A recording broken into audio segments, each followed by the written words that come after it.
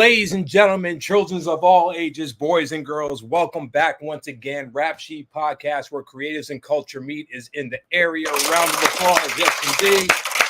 Yes, indeed. Yes, indeed. Yes, indeed. Ladies and gentlemen, listen. The man you see on camera, the man you see in the flesh right now, I never got to tell him this, but I'm going to tell him this right now. This man pioneered my conscious state of mind, because back in the late 80s, early 90s, I was a PE fan, an Acclaim fan, BDP, truly really getting into that sense of frame of mind for hip hop, especially as an early up and coming MC. But then my nerdy side came into play, if you will. Shout out to the Native Tongues, Tribe Called Quest, De La Soul, Jungle Brothers, and all that. But I truly feel that this brother and Haas G created a sound that really developed what the Native Tongues is from when they were first established to where they are now. I feel that groups of this man's nature was the genesis for conscious lyrical thought that you would hear from The Roots and Black Star and so many other great MCs, Diggable Planets, J. Rue, and so many others. This was the founder. And a song called One to Grow On really just said, you know what? I can be who I want to be without cursing and still get my point across. And I'm so thankful that these brothers were able to do what they do. Fruits of Nature became my soundtrack. And my favorite record is Swing It to the Area, especially when the breakdown part came. Man, listen. Drop the tempo down slow, have the vibration penetrate. Yeah, that was the one. This right here is a Staten Island legend, ladies and gentlemen. I know y'all love Wu-Tang Clan, and I do as well, and I'm sure he does as well. But this brother put Staten Island on the map first, and I'm saying it officially. If you have beef with it, come see me. I'm right here in Kansas City. Let's talk about it. But this man really does not need an introduction, but he's getting one anyway. He is a living legend, still here, still getting his flowers. One half of the great UMCs. One and only Kool Kim, a.k.a. NY Oil, is in the building, ladies and gentlemen. Yes, sir. Yo, what up, y'all? Yes. Kool Kim, man, thank you so much for taking the time out of your busy schedule to just vibe with me. I don't call this an interview. I call this a vibe session, and right now you're in the vibe chair. That's what we doing, bro. So right on. So let's start from the very beginning. Who is Kool Kim, and how was he first introduced to this lovely culture of hip hop? He's a little cat born in Brooklyn, raised in Staten Island, so he consider himself a Staten Islander because he don't know nothing from Brooklyn before, until he get older.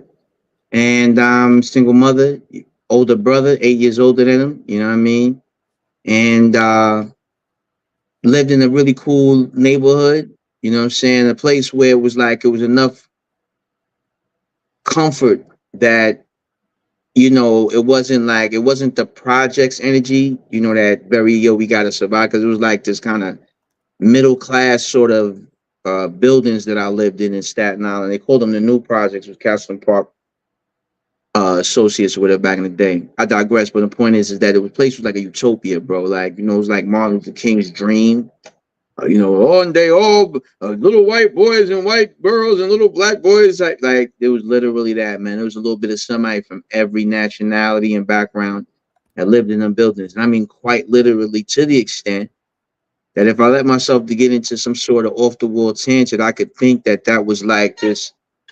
Maybe they actually intentionally put all these people there together to see what would happen, because I'm telling you, everything was there. So I have this really melting pot background, and growing up without a father, you heard, it was incumbent upon me as a young man to try to extrapolate what fatherhood is and what manhood is from my friends' fathers, those of us that had them present, and from each one else. So I just want really quick on sidebar, say happy Father's Day to all my brothers that's out there that, especially those of us that were raised without our dads and still found some way to be fathers collectively to one another. You know what I mean? I benefit from that. So I just wanted to, as it's in my mind. So that's who I am, man. A person that grew up in a very beautiful place that offered me a wide array of perspective. Mm-hmm. And, I had a doting mother that, worked real hard, 3 jobs. You know what I'm saying? She wasn't nothing sweet. You heard? Yes, sir. That was me So calling you by mistake. That was me, man. Sorry about that. really? Yeah, I just hit my button by mistake, man. It So sure is you. disregard that. Sorry about that, brother. We're So live. but let me just real quick, how I get into hip hop is I'm in it like everybody else. It's happening, it's bubbling, you know what I'm saying? It's early 80s, really. Like that's when it's really like catching, you know what I'm saying? Like it ain't no, like it's in the Bronx in the 70s, but it hasn't really reached Staten Island, which is, a little ways away, you know what I'm saying? So it's like, all right, it's still you catching winds of it, you hearing it. Breakdancing is a thing, you know what I'm saying? B-boying is a little bit of a thing, but you're not really known too much about in the 70s. But the 80s hit, and that's a thing. B-boying is a thing again, because in the 70s it used to be popping off. A lot of people don't know back in the day. It was that this program come on at night. So they Mr. X used to jump on. They used to be doing these like he's a muscle bound dude, right? And he's a kid on. He used to do this like I'm doing this standing up, like sitting down. But he's like, if you on the ground, I ain't gonna do it because I tore myself up already on my skateboard. So I'm already beat up right now. Me and my son was skateboarding down the store. You know what I'm saying? Yo, I get all the way back home. Look, this mad sidebar, right? Yo, I get all the way back home, right? I'm right around the corner. I got a longboard too, so I'm cruising, right? And yo, I got like my juice in my hand, and I go drink. I'm sad about that. I mean, you gonna kick back and shit, right? Sure enough, yo, I don't know what I did, man, but the juice got out of control. Yo, that thing went flying in front of me. Yo, and then when it flew in front of me, it threw off what little balance I had left. So I go tumbling off the board, slide, roll, land in the juice and the glass because the glass is broke. Crazy, you know what I'm saying? So I'm beat up right now. I ain't gonna lie to you. You understand what I'm saying? So right now, just for everybody know, I got my pyramid hat on. This is the backpack official hat. All right, we all over the place, but we gonna get back on track. But hold on a second. I got my pyramid hat on. You understand? Because you got one of these on, you go around about pyramids and shit like that. So I got this on. But depending on which way the conversation go, I may just flip up my old man hat on you and just, you understand what I'm saying? Like just in case, like if the questions get too hairy, I would just put this hat back on and just put these glasses on and just be like, no, young man, I'm not quite sure. I remember quite exactly. Oh man, I love it, man. No, but to answer the question real fast, right? Right. I got into hip hop. My mother actually brought home a Xerox copy of Rapper's Delight. And she's a police officer, you know what I'm saying? And they had to, and that was like the first viral that you could go. You know what I'm saying? Is a Xerox. Like, yo, people Xerox something and they had to get around, you know what I'm saying? And so that was what the words to Rapper's Delight was. And I remember reading it, man. It was like the holy tones of of the dip, like I was just in anime mode at that point. Be like, you might as well have just like I just was plus 10 wisdom and shit. I was ready, yo, and I was addicted. That was it. I loved it. It was the hieroglyphics. It's clear to me, yo. That's real, man. Shout out to the Sugar Hill gang. Wow. Yeah, I would eventually meet them. I just hung out with them for a little while as NY Oil, so that was really dope, man. Because it's wait a minute. You got Big Bag Hank. You got Mike, Master T or Master G. Master G. Yep. And then you got I forgot the third guy. Oh, and I'm Wonder Mike. Wonder Mike. Thank you, because the reason why I gotta remember Wonder Mike, because Wonder Mike really liked the NY Oil project. Like he was a big, he loved that shit. Like he was like I've spoken to him on the phone because he was like, yo, I want to talk to you. Like that shit is dope. Wow. So yeah. Wonder Master G, on the other hand, I had to be reintroduced to him every time I see him. You don't remember? Like, all right. Yeah, we met last week, man. You know what I'm saying? Like, yeah, it's all right, though. I know you meet a lot of people, King. It's all right. It's all right. Right. Yeah, we just met 5 minutes ago, King. It's all right, though, King. I know you met. No, it's good. I just brought. Yeah. I parked your car. We drove here together. I don't know if you remember, but it's me. Yeah, it's Cool Kid. And we're all. He said I parked your car. I'm done. I just parked your car for you, King. I'm trying to dial it back in, but I want to laugh. It's not gonna happen, King. Don't worry. You might as well just go with the flow, King. It's how it always happens. I don't apologize for none of it, man. This is what the energy of hip hop really is. So don't It really is, yo. Your mom was a police officer. She brought you the Sugar Hill Gang record. So eventually she would support your decision to want to be an MC and really go at this full force professionally. But what was, like, aside from Rapper's Delight, what was the first thing you saw, first video, first album, or anything influential that made you really look at the business side and say, you know what, I really want to give this a shot, and see if I can bring some influence the masses through the words that I'm about to unleash? When did that moment arrive? And then we're going to get into when you and Haas met. Yeah, well, what it was, that really comes from my mother. You understand? And it's funny because we had this conversation the other day, you dig? And, I was telling about, because, I'm 53 years old, you know what I'm saying? And yo, I'm building with my wife, my daughter, my sons, you know what I mean? Like, I had the conversation about this frequently because I think that when you do things like the things that I do in life, that you should from every so often do a check-in and make sure you're not bugging. You know what I'm saying? Like, yo, am I bugging? Am I, like, do I got us, running around after some nonsense? You know what I mean? Like, because, I could have just assumed been in a Pokemon. You see what I'm saying? Like, people forget, like, it's a geek for everything. So, hip hoppers is hip hop geeks. You know what I'm saying? Like, cats be thinking like they not. It's like, you're a geek, son. You're a geek for hip hop. Yo, the first album that so-and-so did is like, he sound the same as a dude talking about, LARPing or some shit. You know what I'm saying? It's like, my man, it's the same thing. So every so often you got to check yourself to make sure that you're on point. And one of these days I was having that conversation with my mother, and I'm like, yo, I said, yo, I hope I don't sound like one of these dudes is like one of these forever loser dudes that is constantly chasing some dream or something. And she was like, nah, yo. She was like, yo.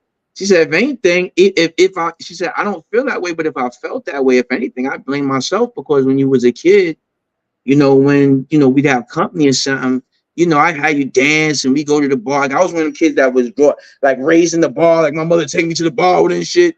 Like, I was that kid, you heard? So I used to be playing the stuff off the jukebox and they give me a little money because I do the little dances and stuff.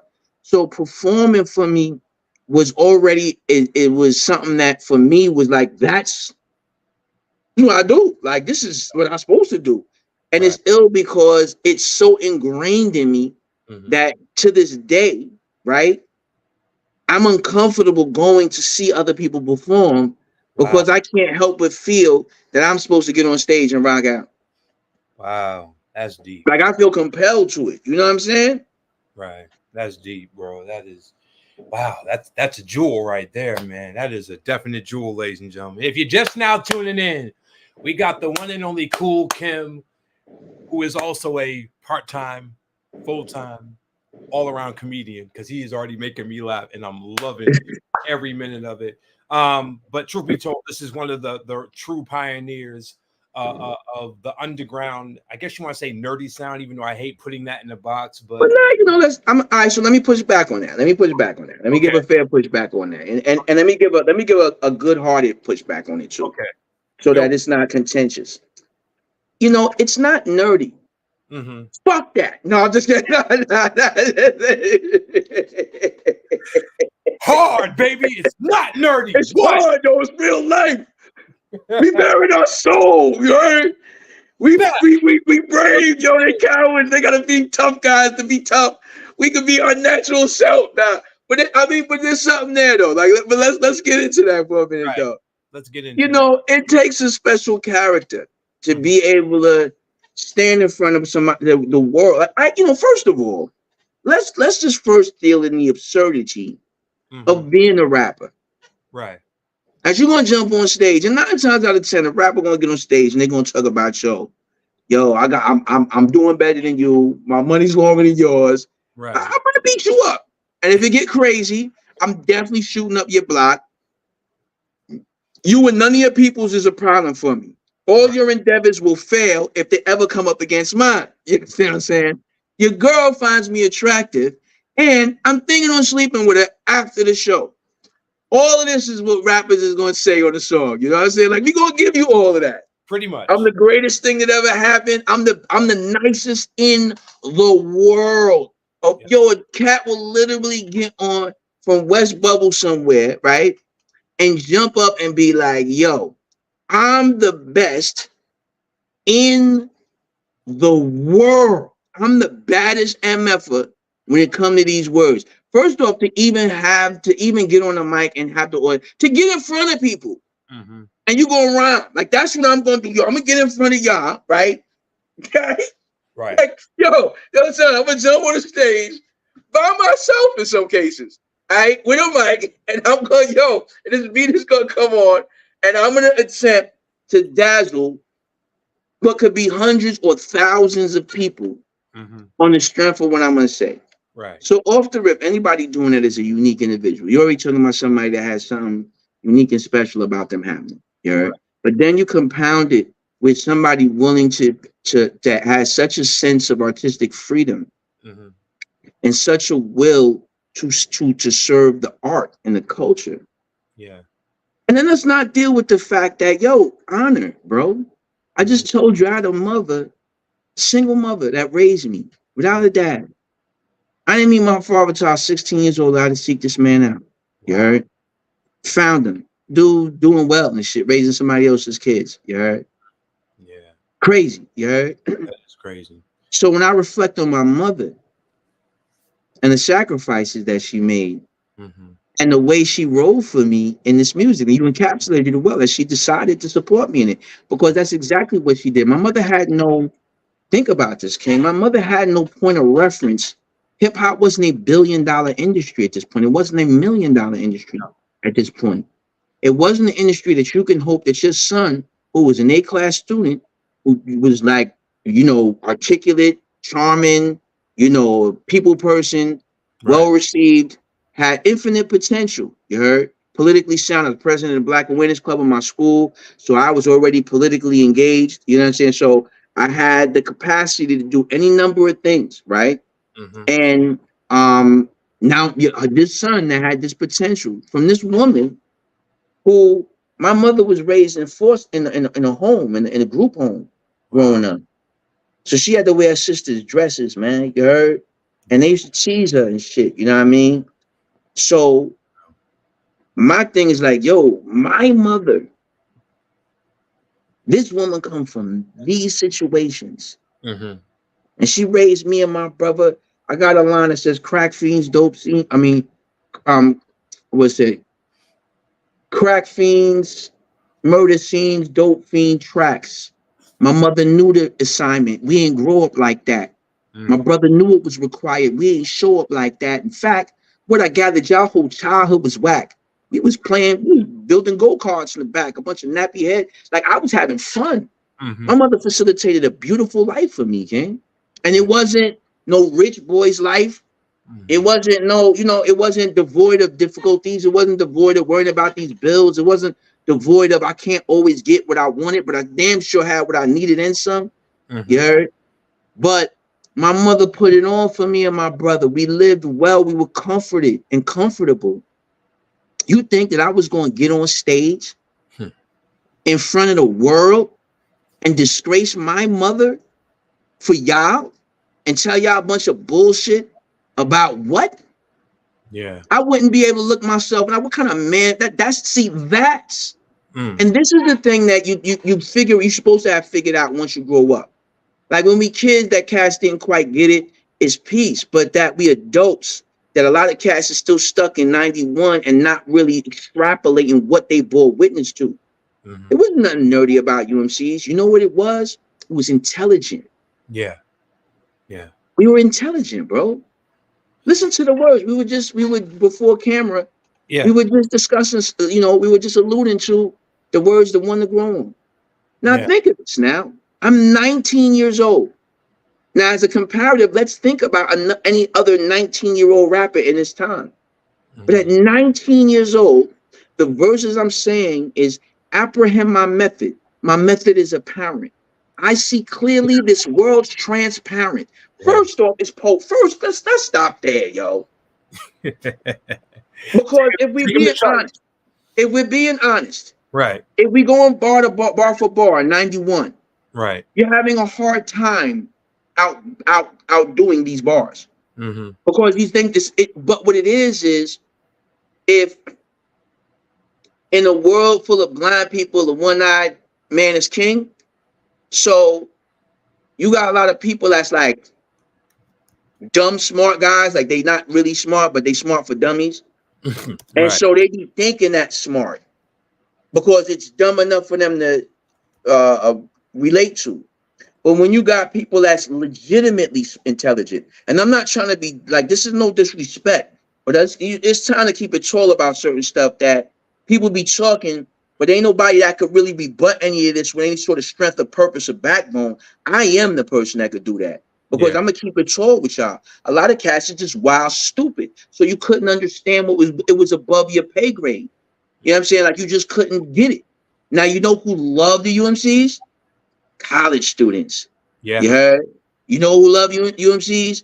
Just people that were independently educated and not just understood the sciences of things. You know who love UMCs? Cats that grew up reading comic books. You see what I'm saying? Because you had this vast array, you had this vast vocabulary that you kept, from the comic books. It's not invulnerable steel, and well, you would learn stuff that you was just, through the medium because it was entertaining you. You Mm-hmm. know, if you love UMCs, if you grew up watching Saturday morning cartoons, and not just because you was watching the cartoons, but you was watching this shit in the middle when you're talking about conjunction junction. What's your function? Function. You Yeah. heard? Because you was somebody that was exposed to a certain level of education that was required in this country years ago. Mm-hmm. That's another thing. So Yeah. you got to remember that I'm coming from an age and from a time of, I grew up with the Cosby Show. I grew up with different world, bro. Yeah. You know what I'm saying? I'm a Sesame Street, Electric Company, Mr. Rogers, Zoom baby. You heard? I'm a Channel 13 baby, King. So Zoom, man. so you can't, so context is everything. So Right. you can't say, a person can't say that everybody that is from, if you lived in New York at that time, you was on that same type of time. It's Mm-hmm. how you engaged it and what you could afford to engage. So Mm-hmm. if you was living in a situation where every day it was a bid for survival, as some of these cats portray it, right? Mm-hmm. You're not going to have the capacity to engage a certain level of living. Yeah. You're not going to be as cultured. I'm an actual New Yorker, fam. And again, this is I'm not slighting nobody, but what it is that cats got to get it right about certain things. Like again, certain conversations be had, and the loudest voices is the ones that dominate, even if they're wrong, right? And so you're not really hearing the other perspective. So there's people that might be listening to me thinking I'm being arrogant or something, or find me off-putting because you're like, oh, son, talking like, but it's like, nah, son, listen to what I'm telling you. You're hearing a different part of the tale. You know what I'm Yeah. saying? Right now, the lion got the pen. The lion is typing in his story now. It ain't the hunter no more that's telling you how you hunt this shit and turned it out. No, we telling you about all these human bones we got in our den too, because we done turned y'all out too. Mm-hmm. So the point of it is that, what happens is that was a very malicious thing that was done in hip hop, and it was intentional when they started really casting artists that were creative Mm-hmm. and intelligent and innovative. Yeah. You heard? And started all casting all of those artists under the umbrella of either happy rap, if you were creative, Mm-hmm. or you were called conscious rap if you were self-aware. Yeah. And those two connotations were made to be ugly. All right. So people would be ashamed of them. But Wow. what's hip hop without consciousness? And what's hip hop without the joy? Right. The Right. whole reason that you listen to hip hop right now is not because of your top five. I can guarantee you that. Yeah. Yeah. The reason you listen to hip hop right now is because Jazzy Jeff and the Fresh Prince, is because Houdini. You Yeah. understand? Because they made the type of music and done shit that was commercially palatable and made hip hop and got hip hop in doors that hip hop couldn't get in. And let's also add Kid and Play to that because they did that too. Hell yeah. Absolutely. We could add. I just threw those two names out for the sake of discussion. Right. But we can go on for hours talking about artists who are not considered, who don't get the I kick ass accolades. And I think that really, and if we're gonna keep it tall, let's keep it really tall. Right. That's because you know what it is. I'm keeping this real. Like a lot of fans and shit like that are living their lives vicariously through the artists that they like, and I understand that. You know what I'm saying? Like I get it. But what I don't like is when they want to latch to an archetype that's outside of their range of being and want to try to emulate that or try to speak from that paradigm. What I mean is, you know, you soft.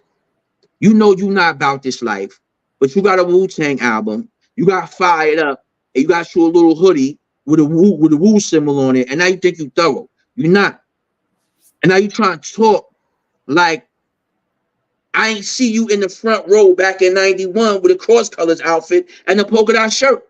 Right. And a high top fade. Like, stop fronting. Don't front for me, home team. Right. You know, don't front for me. You just, y'all, a lot of y'all just be followers.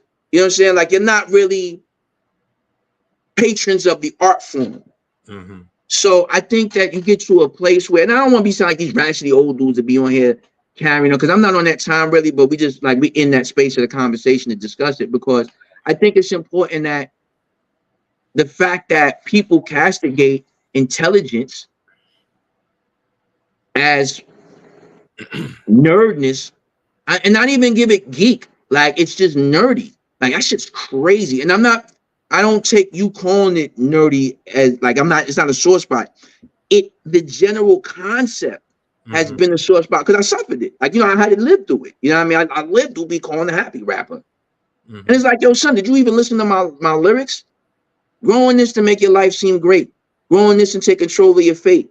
Growing this until you finally understand. Grew and now the boys are you, man. Don't sit beside the shorelines reading about your woes. Read the rips and waves. Identify your foes. Then realize in this instance of existence, there's great resistance to the minds that mix this. Yeah. Yes, I've made things known. But then again, I'm on the down low. It's obvious because my methods show. I'm telling y'all, at 19 years old, there's some revolutionary shit is happening. I made things known, but then again, I'm not saying it like this because I become a target. Right. And all these so-called smart, learned people, all these years, right, could not get that in through your smart, learned heads. I'm telling you point blank and period that I cannot tell you everything that I'm supposed to tell you, but I'm telling you that I'm the guy to tell you. I can't say it all, because if I say it all, they're going to target me. Right. And I'm not ready for to be targeted. I'm 19 years old. I'm telling you. Yeah. And cats, all these lyrical, I'm a lyric, you about lyrics. You ain't catch that. You know why you ain't catch it? Because you fell for the smoke and the mirrors of the image that they was trying to portray of us. Yeah. And you got to understand that shit like that be purposeful. And the reason why it's purposeful is because what it does is it denies the value of intelligence. It denies the value of creativity. Now, let me show you how ill this is. And I know we're on a tangent. We'll get back to it in a second. But this is very important. Now, go ahead, so, bro. Watch this. Now, just to show you, let's talk financially. Because mad people is acting like they rich that's broke. Okay? Yeah. All right? Mad people is driving stuff right now that it's leased. It's not owned. Mad people are living in homes that they'll have to sell and they panic in the next 5 years. You heard? Because they can't pay what a $2 million home's utility bill is on a monthly basis. They don't understand what that utility is like. So they can't sustain this living. So let's talk finances, right? Let's talk. Why is being intelligent and being portrayed within the light of the genius that hip hop is so important, not only to artists, but to the culture in general. Because hip hop has been responsible or has facilitated through its ability to function and or to, for lack of a better term, bastardize or be resourceful with technology, transform it to apply to their own thing. For example, the entire audio industry has been so influenced by hip hop music. All right. Yes. This is technical dealings. Now I say influenced. They're not influenced like they seen some black kids going jiggy, jiggy, jiggy on a turntable and then was like, oh, wow, well, hey, let's go get our smart people, our smart white guys to figure out how we can monetize that jiggy, jiggy, jiggy. No, they're having meetings with Jazzy Jeff. They're having meetings with Kid Capri. They're having meetings with Clark Kent. They're having meetings with these gentlemen. And they're having technical meetings, talking about synth tones and waveforms, and talking about what new product rollouts make sense. All right. So there's this whole gigantic market that hip hop owns. It owns it. Yeah. That the average rapper can't even try to form his mouth to claim. And it's a legacy they have a right to claim because we've done this. Any rapper you know that's a real, like an indie artist, can do literally everything. I can literally do everything. Right. You can't put a discipline in this art form that I can't do. I have to. Because it's the nature of hip hop. This genius level resourcefulness. There should be so many sponsors around artists because of that resourcefulness. So artists aren't even getting the sponsorships that they could get. You understand what I'm saying? They're not accessing the money, daily money that they could get. Shit, you can't even talk. Like what rapper you know got a good podcast where you talking about the technical shit? You get more money with a tech YouTube channel than you get talking about music. Yeah. That's just a fact. You get more money talking about finance than you get talking about music. Right. How many rappers is politicians right now? More than you realize. Yeah. Yeah. It's not just do it all, Dupree Kelly. Man. But shouts to my bro. I'm so proud of him. So we have brothers that's in politics right now that's actually making significant moves. Yeah. How many of us are in a position how many of us are marketing geniuses? I mean, literally, man, they're coming up with ways, not just doing some outrageous Bible shit, but are just doing some really innovative things with technology, new music, new media, just doing things that are just, dealing with Web3 shit, dealing with, crypto shit, you know what I mean? In terms of like, Ethereum shit and different platforms, to be able to, trying to figure out how to move through NFT spaces. We're in the forefront of these things. Yeah. But we can never take our rightful place and earn the sort of money that we should be able to earn, be able to sit in the rooms with the people we should be able to sit in the rooms with, because we've allowed them to remove the intelligence and the creativity that has really been what has made this art form and replace it with hypermasculinity, over sexualization of our women, you know what I'm saying, drug usage, criminality, blase, blase, blah. And so, yeah, it's sorry that it take 35 minutes on one statement. Like, shit, I would have said nothing if I knew you could get on all that. But again, man, I think these are things that need to be discussed more frequently when we talk about these things, man. It's simple answers, this hardcore question. Nah, man, ain't no simple answer to that shit. Yeah. Wow. Ladies and gentlemen, we are in school and Professor Kool Kim is teaching the class and teaching it very, very well. Man, so I'm just tight that I didn't realize that this was an eating interview, because if I knew that you was gonna be chowing down, I'd have most certainly been well equipped. You know what I'm saying? Like I'm gonna tell you, you got me messed up right now. You know what I'm saying? I'm glad. Listen, no, I'm glad. You know what I'm saying, that that I'm not quite as hungry as I feel like I'm about to be in a little bit.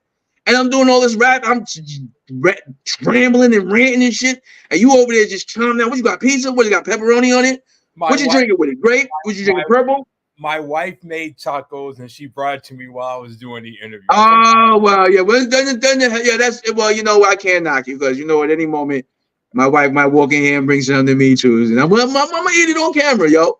I'm just letting you know, though. I'm sorry. I told her I would wait until I was done, but she's like, no, you need to eat while you're up there. Nah, you gotta eat fresh food. Because if you gotta heat it up, it ain't gonna be as good as if you gotta heat it up. Yeah, so it's gotta be better. I ain't mad at you. Oh man. So 88, you meet Haas and begin to form a friend. Well, first of all, how did you and Haas meet? And then when did the concept of UMCs, which stands for, if memory serves me correct, Doesn't stand for anything. Okay. So it didn't stand for anything. Okay. It didn't really. It didn't really. It didn't. Well, it did and it didn't. So we met it in 87. You Okay. heard? We was both 16. We worked at Statue of Liberty. You heard? We met on a boat. You know what I mean? At the time, Meth was working there. You guy was working there. And Wow. I want to say, I know Meth and you guy was there. And I think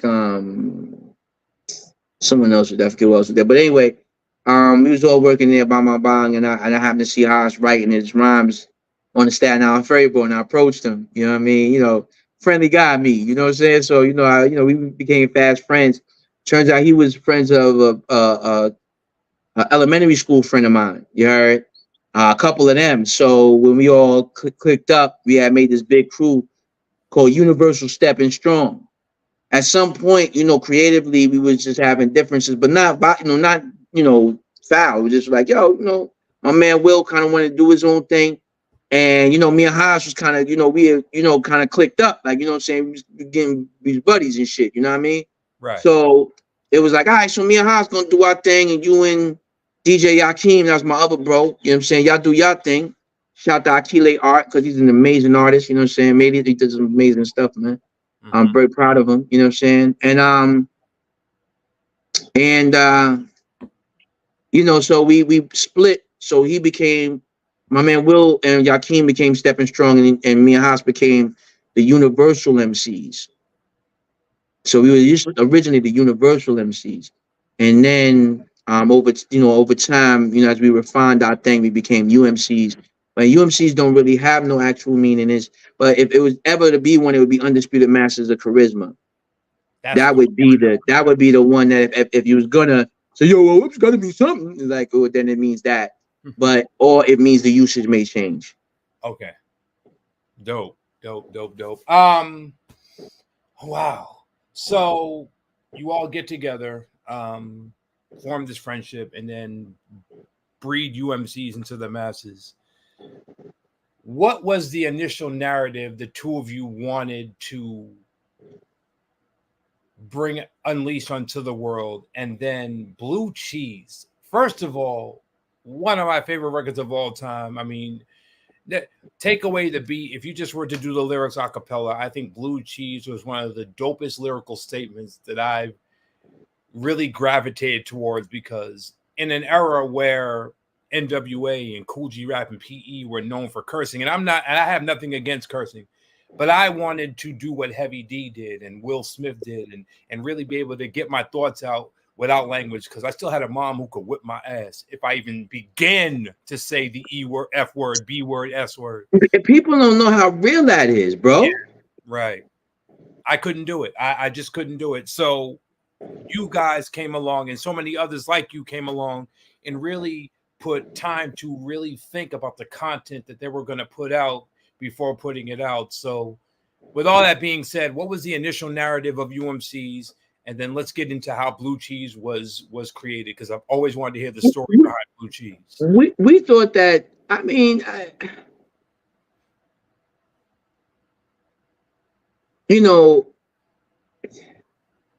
I'm trying to remember my state of mind, you know what I'm saying, at the time as well. You know what I'm saying? I'm not just like stammering for shits and grins. I'm a natural guy. You know what I'm saying? I'm a natural cat. Like I'm just a regular cat, like for real. But I'm an extraordinary person as well. You know what I mean? Like I'm special. But my demeanor is just pretty much, I'm just chilling, man. But I'm self-aware. Like I'm not gonna bullshit myself, trying to front like I don't know that I do things that other people can't do, or that I have right? But I'm chilling. So, I curse and all that kind of, I'm regular dope, man. You know what I'm saying? I enjoy my vices like anybody else, man. But for the purposes of being in front of people, we was like, yo, for me, I had a solid entertainment background. So, from my day, that, it's crazy. It's crazy to say that shit like that. You're witnessing a human being experiencing that experience is in a genre, something where the realization of how old they are sometimes is just unbelievable. You know what I mean? Like, what the hell, man? Like, we're having a conversation about things, and I'm having a conversation, right? But I'm 53 years old talking about hip hop. Like I'm pardon me. I'm actually having this experience right now. Like, I mean, could you even imagine? Like, could you think that you could go back in time to these Mhm. times that we're talking about? To me, being at One West, me and UMC used to perform at this club called One West in Harlem. It was on literally on One West, 125th Street. This is where we got our performance chops, right? You know, and this is something that I think a lot of young artists miss today because of the medium is different. But Mhm. one of the things we were very fortunate to have in them days is you performed a lot. You know, you Yeah. win place, you put that work in. Yo, you go to a block party, be 10 people at the block party. Yo, you just was dating a girl that knew somebody and y'all got went there and you performed and you know, that's how you would get on. Like that's how you would work. UMCs got signed from a show we did at a church on a bunch of lunch tables that were taped together. And then as we were performing, they started to separate out. So we were jumping from table to table. But it just blew Stufan's head. It blew his head away because he was just like, yo, these dudes, he's seen the hunger and the indomitability of us at the time. Mhm. And so blah blah blah. We was doing blue cheese, right? Yeah. We did that over the phone. RNS had made that beat, but he wasn't going to give it to us because he wasn't really no big fan. He wasn't no big fan of mine at Mhm. that early on. Like like Cass banged with Haas heavy because Haas was from Stapleton. And if you're a Wu-Tang fan, you know that Ghost is from Stapleton. Yep. Yep. And so and Raheem Rizza was he lived right in between both projects. Yeah. And so, you know, RNS is really the father of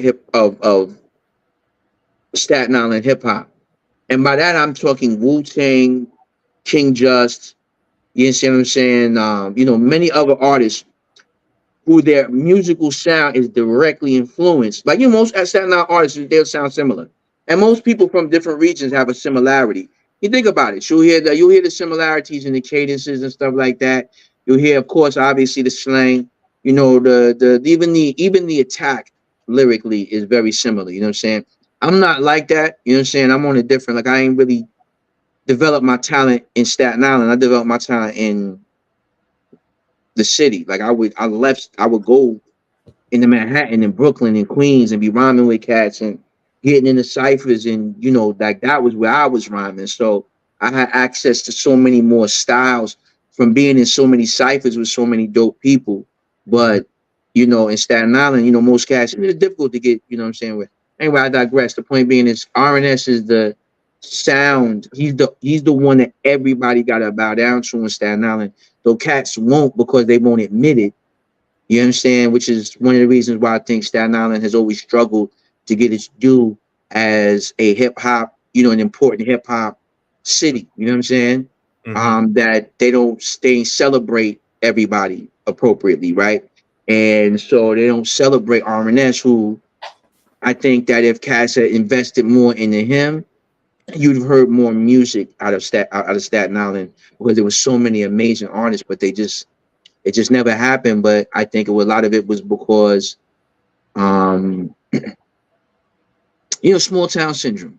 You know what I'm saying? I live in Augusta, Georgia now. I see it here as well. Like I see how the local artists struggle to get support from their community Yeah. until people outside of their community start celebrating them. And then all of a sudden, everybody in hometown be like, "Oh, I know Johnny.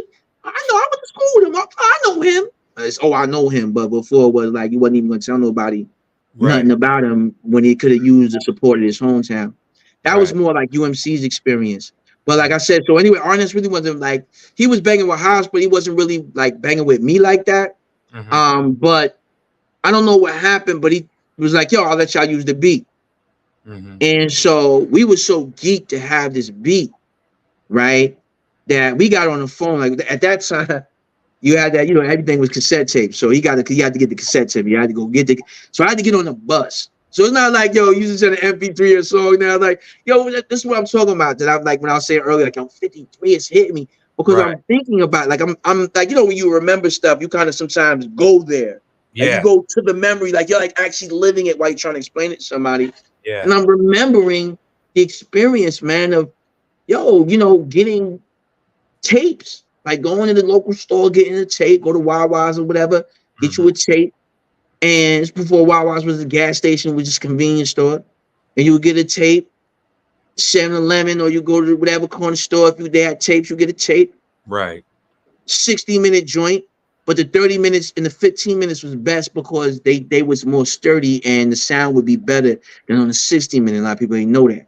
That's right. Facts. Yes. So you'll put your joints on there.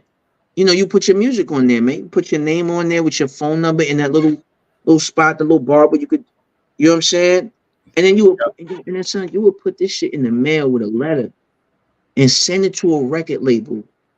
If you, because you know, to the A&R department or to new artists, like you didn't even know what to call it. Like you didn't even know what this department is called.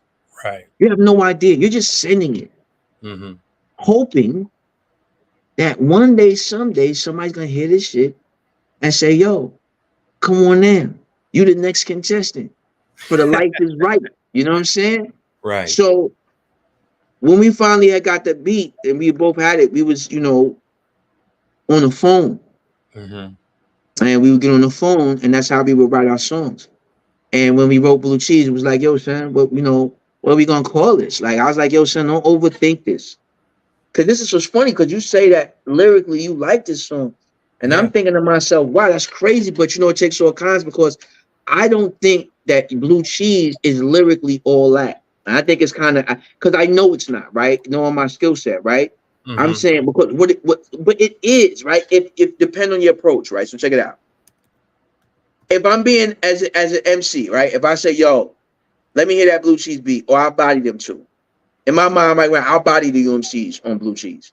Straight like that. Kool Kim right now, I'll murder them. You heard?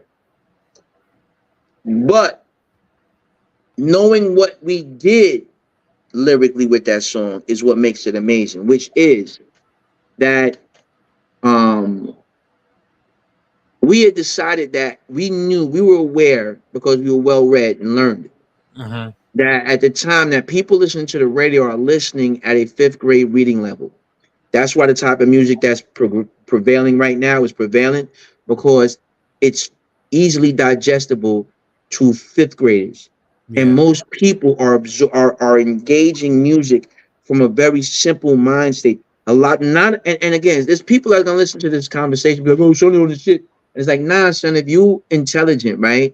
Yeah. Oh, think you are, right? If you listen to what I'm saying, it should be hitting you like, "Oh, well, that's ill," because that's true. This is why Cass is bugging, because if you're really into the craft, right? So you ever talk to somebody that's really into something, and they all of the slang of it and the jargon and all of the words that go with some, and it's like, "Yo, son, I don't know all of that shit. Like, I'm not a geek for that shit like that." So if you're a geek for hip hop like that, you could detect shit like what I'm talking about, and you would be like, "Yo, that shit is real."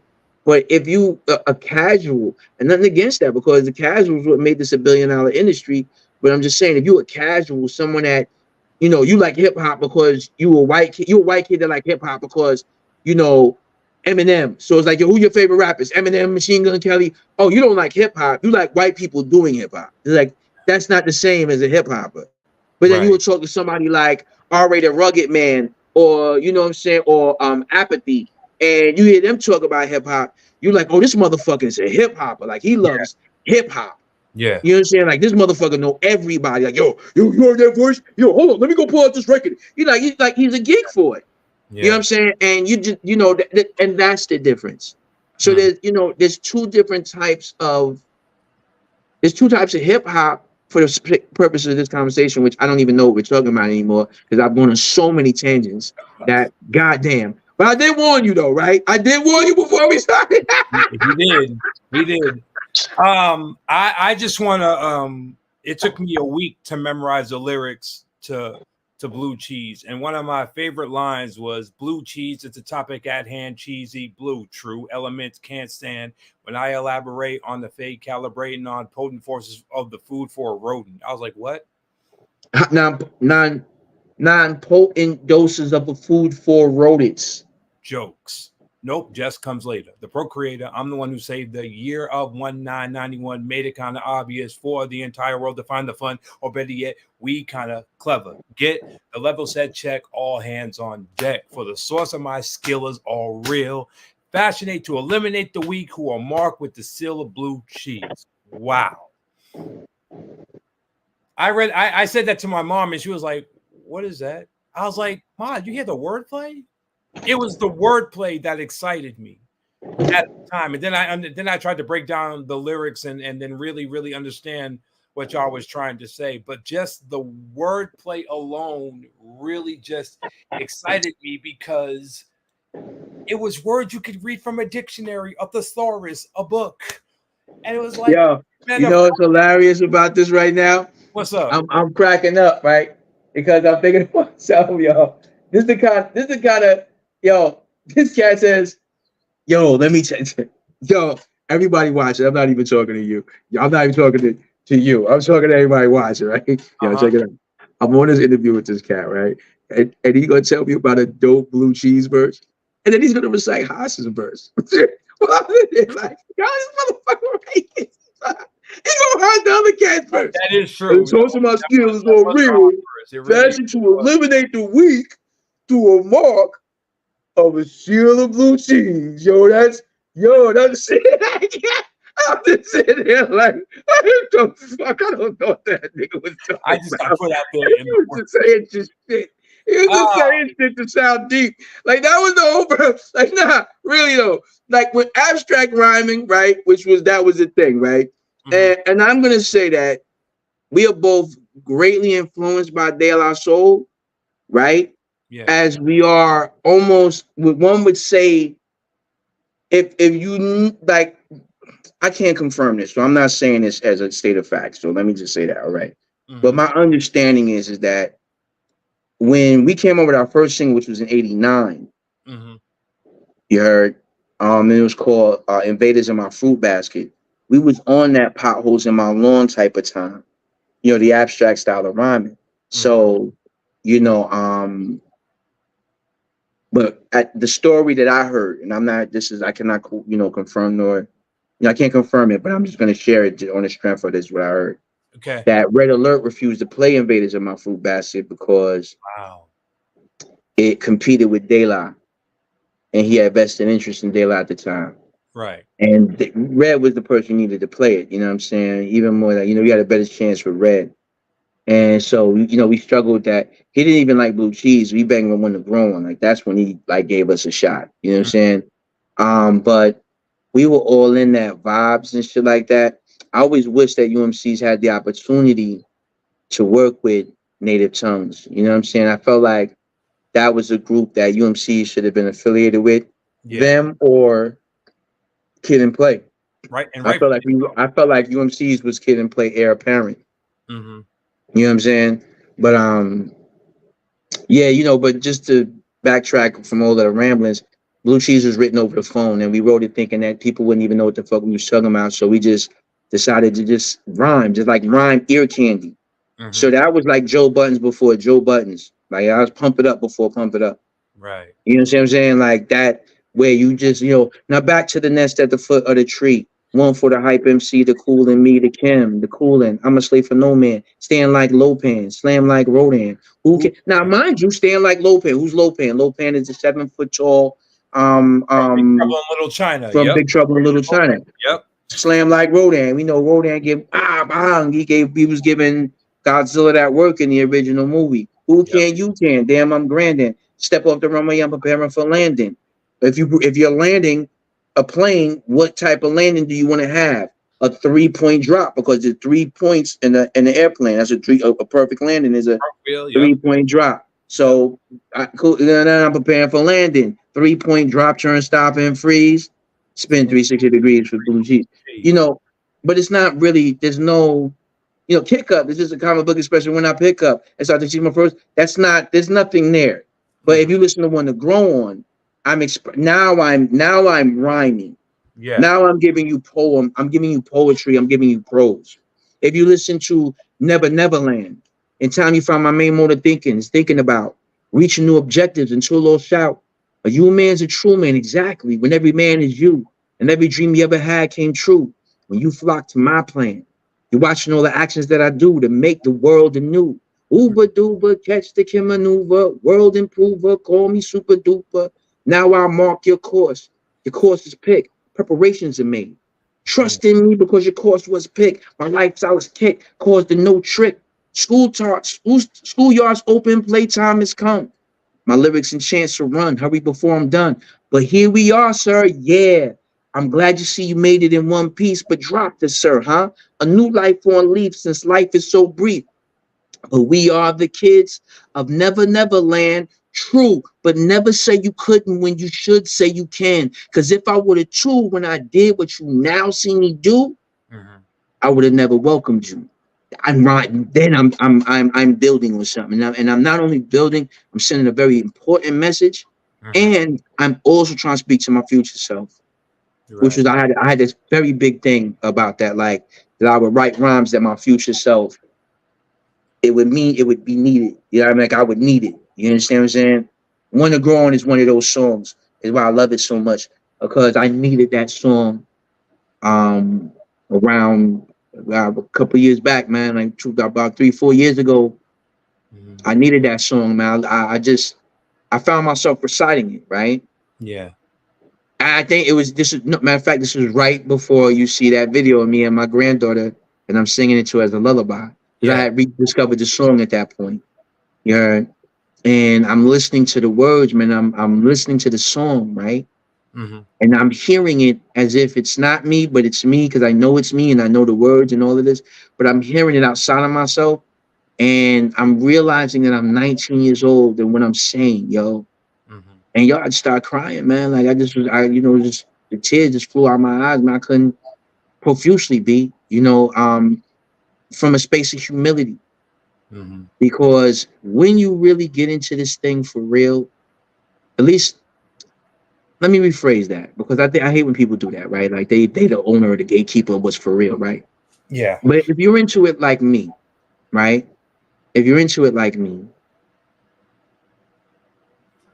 it becomes like how martial arts are when you get to talking to somebody. It's like, yo, the art of fighting is to not fight, when it's become something else. Right. The art of being dope as an MC, Mhm. to me, in my experience, and I can say that because I'm dope, yo. Like, cats know what time it is. If you don't know, you should go find out for yourself. I'm not even going to try to beat nobody in the head about that. You're just missing dope hip hop if you don't know. Right. But the art of being dope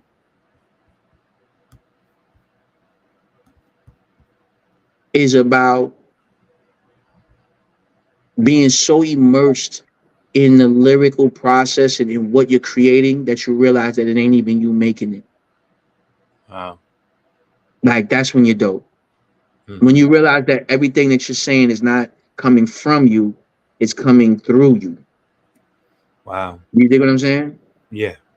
I do. I do. Yo, my second rhyme that I wrote started with my wisdom born from the knowledge I've acquired through my teachings, presidents and poets successfully I'm preaching. Orations to the masses, my seat upon an altar like a Spanish Inquisition. They waited me to falter. So my aunt, bless her soul, man, she's still here, but still bless her, man, because I wouldn't be the MC I am without her. She said, read this, say that first line for me again. I said, my wisdom born from the knowledge I've acquired through my teachings. She said, stop right there. She said, your wisdom born from Wow. the knowledge you've acquired through your teachings, That's powerful. That is very powerful. Yeah. bro. I didn't even know what the fuck that meant when I wrote it, bro. Like, hold on, let's get, like at that point, those was like words that I kind of just fly words that syllabically fit into the beats of four. So I thought that would rock. Right. But if I'm being honest with you, and I think about it in retrospect, I have to say that at that time when I wrote that first line, it was just a culmination of words concatenated together to sound like I was saying some educated shit, but I didn't know what I was saying. So to me, for me, that was the beginning of the evidence that when you get into that space, yo, just like when a good singer, man, they get to going, yo, you ever go to church? Like I'm Muslim, right? by, you know what I'm saying, for all intents and purposes, right? Mhm. But when I moved to Augusta, I went to church out here because it's an easy way to meet people in the South. You know what I mean? Go to church, right? Meet Mhm. decent people, God willing, right? Right. Hey, yo, these mugs got up and the choir jumped up and that motherfucker sang so hard. And I mean exactly what I'm saying. That motherfucker jumped up and sang so goddamn hard. Yo, I like to get up and go get saved. Yo, that's how hard he sang Mm. to the core of all the troubles I ever experienced. That's a godly thing. Like that's a divine thing you see and manifest when people could do that. You know what I'm Yeah. saying? When a person constrict, most people can't hold a decent conversation, King. I Mhm. mean, let's, you know, I mean, I'm sure you talked to a lot of artists that you like. That's a dry ass interview. He ain't had shit to say. He must not wanted to be there. Whereas, you know, you get a cat like me, I can't shut up. But you get hit, right? Yeah, so he's I'm self-aware, right? But Yeah. you know, but most people can't string a decent sentence together. Mhm. And you got motherfuckers running around here right now with shit educations from public schools, right? Underserved situations or underserved circumstances. And yet these motherfuckers are stringing together words that rhyme, syllabic math, dividing syllables in Mm. words. You heard dividing syllables in words in beats of four. So knowing the difference between when to go, maybe, baby, you thinking you crazy lady, you not busting that snot box rock, not sweet top, not suspect these like knowing when to go from there to going, I went to the store, I came back home, I picked up my phone, I'm there all alone. To know how to that shit is shit that you do on a that's genius shit. Yeah. You see what I'm saying? And this is why I'm trying to explain to people. Like you think that I'm speaking facetiously because I want to talk about my people. And I'm not saying you, but whoever, like somebody Right. might be, because you know it's always that one, right? It's like, oh, you just, nah, son. Like cats got to stop dismissing motherfucking stories, man. Mhm. Because like the fact of the matter is that y'all have been given a particular narrative to serve a particular purpose. And we are now seeing the manifestation of said purpose. Why? Because hip hop sucks. And this is not a matter of opinion. This is a Mhm. matter of metrics because the same things that people seem to think are success markers are not even present in hip hop. Hip hop doesn't sell millions of records. Most of the top marquee artists has not even sold a third of what the UMC sold. Wow. Yeah. Wow. That's Um. crazy. Yeah. It does. Okay. So. Oh man. Um. I want to um just one to grow on. I just want to go back to that because you're talking about content and the line you just said was so deep. But you was like, I didn't even know what I was saying. I just said it, and now decades later, I'm going back and was like, that was a powerful line. Your whole second verse from One to Grow On really, and I had to listen to it again over the last couple of days simply just to really put myself because I remember where I was when I first heard it. I was working at Tower Records, Mm. coming down an escalator, and because we had this big and we had three escalators to this place. It was a huge place. I was living in Boston at the time. Okay, I was going to ask which Tower Records were you at? It was in Boston, Mass. I was working there, and we had three escalators. And on the very first floor, we always had this one big TV stand that would just show videos of everything that was either coming out or on the verge of coming out. And One to Grow On was one of the videos that was in this rotation of like 40 videos that would just play all day long. That's And wild. and I would always, and this is how I first saw the video. I was like, I remember what the dances were, and I just kept always wanting to hear this record. I always recommended or requested on radio, college radio, and your verse, which I memorized for the most part, but the line that really stood out to me was, "So I reached down deep, deliver salvation to the hands of the weak, the meek, the mild, the lame, the wild." Because that's how I'm styled. The wizard of rhyme, my symbol is AU, a lame is turned gold, watch me shine through. A new zoo review coming right at you, and you, Kim is coming through. Now, this line is what touched me. I grow on because my strength is that of two. If my rhymes are both, then the beat must be my crew. What? I didn't understand what I was saying, but I just love how it sounded because it was content you could read from a thesaurus, a dictionary, which I read a lot, and I read books all the time. And so to be able to put words together that sounded so intelligent, so well put together. And again, nothing blasphemous was said. And when I would respond these verses to my friends, they'd be like, man, that joint is trash, bro. Play F the Police. I don't want to hear that. Play Heed the Word of a Brother. And I'm like, wait a minute. Never mind F the Police, because we know what that was about. But this verse, Heed the Word of a Brother, are pretty much saying the same things, just different ways. What's the difference? The difference is image. You heard? Yeah. Image, man. From the visual, I'm just saying what we're hearing. You and Brother Jay are both saying the same things, just in a different context. Well, again, that would all right. So this is where I had a conflicting issue with UMCs. Okay. Because I would have liked to, if it were me, we would have said, how do I say this? Speak unapologetically, bro. I don't want, but no, because I don't want to speak unfairly. Okay. Yeah, because we did what we did, and I was with what we did. Right. But as an artist, UMC shit is not my favorite work, that I've done, yo. It's not my favorite work that I've done, yo. Like unfortunately, a lot of the stuff that I think is amazing was released independently. But talking about your NY Oil stuff. Nah. Talking about Kool Kim stuff. Like, I've been releasing music for years, but it's just like the thing with the UMCs was that being the first from Staten Island to come out, we were kind of sequestered. You know what I'm saying? And so we didn't have the connections and relationships I think other artists had. Even like Wu. Wu had the benefit of being after us. You know what I'm saying? And then RZA also had a lot of, Brooklyn ties and, he was in the other affiliated with other people. So it was easier for him to navigate certain scenarios, I think, than we had, you know what I'm saying, during that time. But I don't, UMC's is, why I don't like the UMC first album? It's because I had a cold. So I'm nasal through the whole album. That's not my rhyming voice. So I hate that shit when I listen to it and I'm listening to me rhyme. Like, I'm like, oh God, I can't stand the voice. You know what I'm saying? But I tap into why people like it, right? Like, if they like the songs is dope. But I know this. Like, it's like right now I'm doing a remodel of my wife's kitchen, right?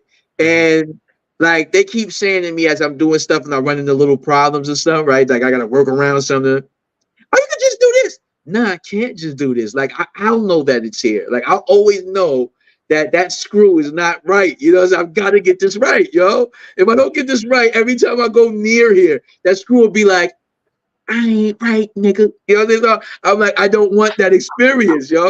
You know what I'm saying? So what happens is, for me, knowing that I had a cold during that thing was thing. But also, what I didn't like about my UMC experience, if I'm being very honest, is that I was casted in the role of the showman. Okay. And I understood for myself. Like, I kind of understood for myself that I was the guy that was, I'm the dude that could do flips, and I was really a great dancer. My rhyme game was solid. I could do these things very well. You know what I mean? I could get on stage. I was an actor. As a kid, I was a child actor. So, I used to go on auditions at 10, 11 years old, man. I'm going for days. But anyway, I digressed. So I thought that was cool, and that was my job. And I was happy to do that. But I felt like it started to morph into, it's supposed to being the showman. And when you're doing showman shit, sometimes you're going to be clowny, you're going to be funny, you're going to be silly. Then me on here be joking around, telling, but I'm going to drop jewels in it. Right. There's a variety of tones, warmth and heat to cold, right? Yeah. But I discovered that, unfortunately, in the minds of young people, it was being received as being a clown. Wow. You know what I'm saying? Like, oh, this nigga a clown. You know what I mean? And so it started being like I was just this, like I was not really having any contribution to the group. And everybody's kind of like Haas is the leader of the UMCs, and like I'm the pet nigga, you know what I'm saying? And it's like, yo, nothing could be farther from the truth. You know what I mean? Like that's so wrong, right? But rebelling against that to the extent that you would have had, that I would have had to offset it effectively would have it might have required fighting somebody. You see what I'm saying? Like there's a circle with niggas I'm not playing. Like, yo, son, like, and that wouldn't have been good for business. We was trying to do something, our dream on the line. So, you know, I didn't really know how to effectively you know, change the course. Cause like, you know, if you're the nice guy, right?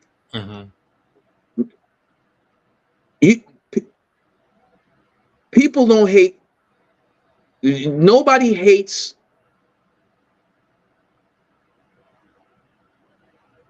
No one hates a person more than a nice guy that stands up for themselves. You fat. Hey, man, say that again, please.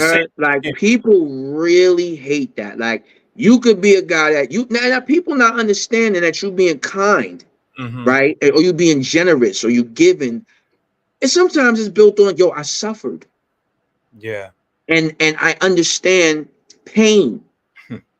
Even if I don't understand your scope of pain, I understand pain enough to know that I don't like it and it hurts and how it makes me feel. And I must imagine that you're feeling some similar feelings and I empathize with it and I want to be a help to you. Right. They get it like, oh, he on my dick.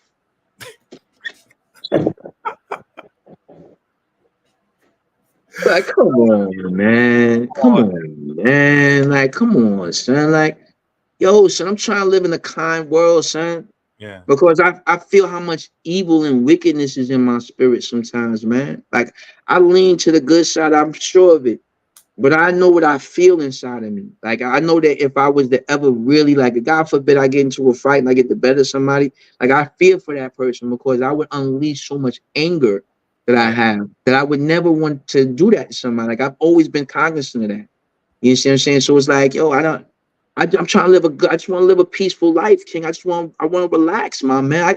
Like the life I live now is exactly that. Like I've achieved it, right? But so I've always been on this though, King. So I'm not trying to have unnecessary conflict with people. I want to avoid it because it don't lead to no good ends. You know what I'm saying? Right. And but unfortunately, you have to own cowardice.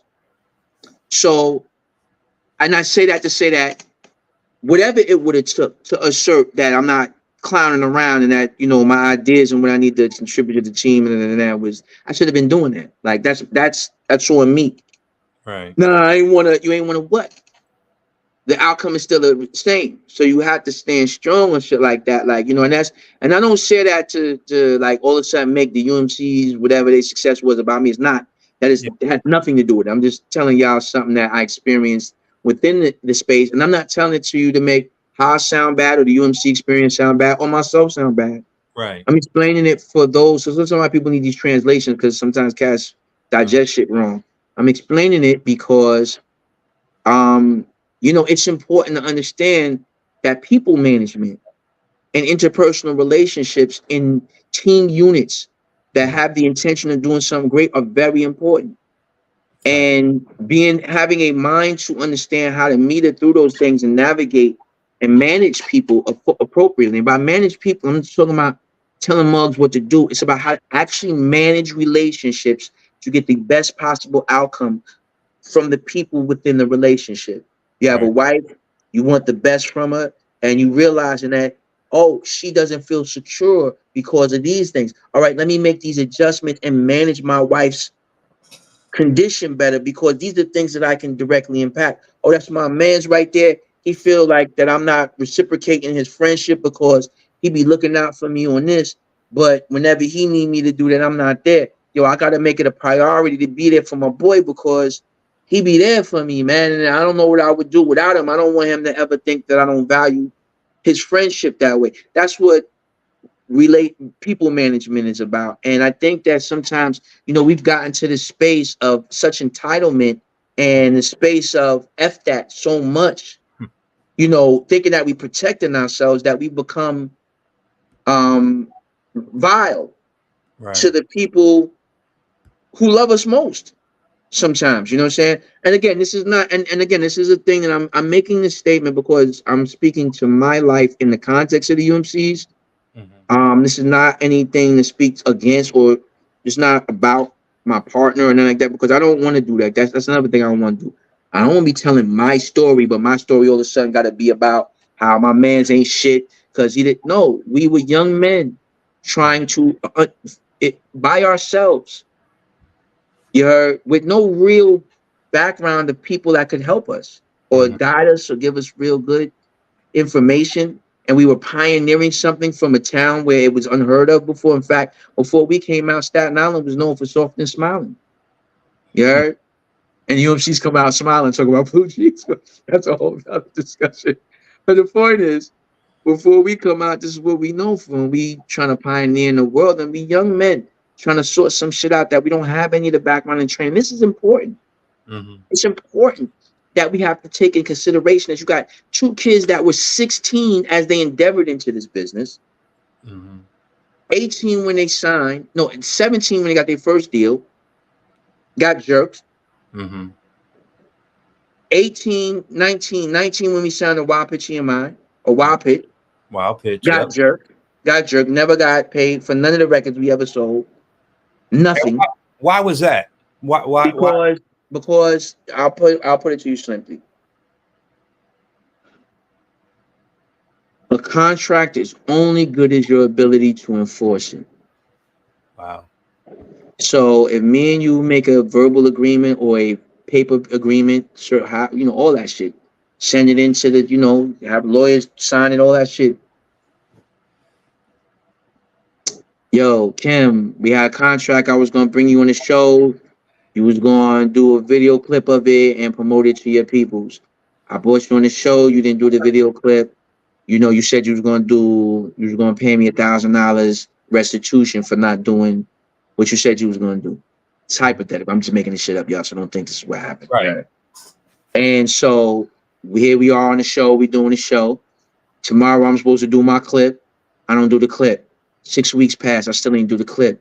Now it's a matter of principle. You're like, yo, fam, like, nah, it's not even an issue. I done suffered past you doing the clip, really. But now I just feel some kind of way. So I want to pursue this. I will pursue it. What you gonna do? What you doing next? I ain't followed through. I ain't do the clip. You could get $1,000 from me if you could do something about it. What you gonna do about it? I'm literally, so right now, I'm sitting down right now. It's literally a shotgun behind me. Wow. So what are you gonna do? You gonna come through? Everybody in my family is strapped. What are you gonna do? You coming through? You know what I'm saying? What you gonna come in for? You gonna confront me? You're not even gonna find me. I'm not know where you be. I'll find you before you find me, and I'm more famous than you. Because I don't be where you be. I don't be outside like that. I'm a Joe Blow looking dude. Yeah. I'd be right next to you and you wouldn't even know. I've done this to people. And I'm not saying on no dangerous shit, but well, kind of one time, but you know what I'm saying? Generally not though, right? So what you gonna do? I ain't followed through with our agreement. What are you going to, I'm literally asking, what are you going to do? Right. Nothing. Because you don't have the facilities to do anything. Who you going to call? Ghostbusters? What they going to do? Yeah, what they going to do? What you going to do? And if you ain't got the lawyer for it, right? What you going to do? If you're a lawyer, and then if you can't really pay, that's $86 an hour. Easy. $210 an hour. Easy to hire a litigator, yo. All right, we're not talking how long. This is hourly, yo. Them hours be, and they taking yo, son. They get on the phone and making a phone call. The minute they pick up their phone, they going click, and they timing it.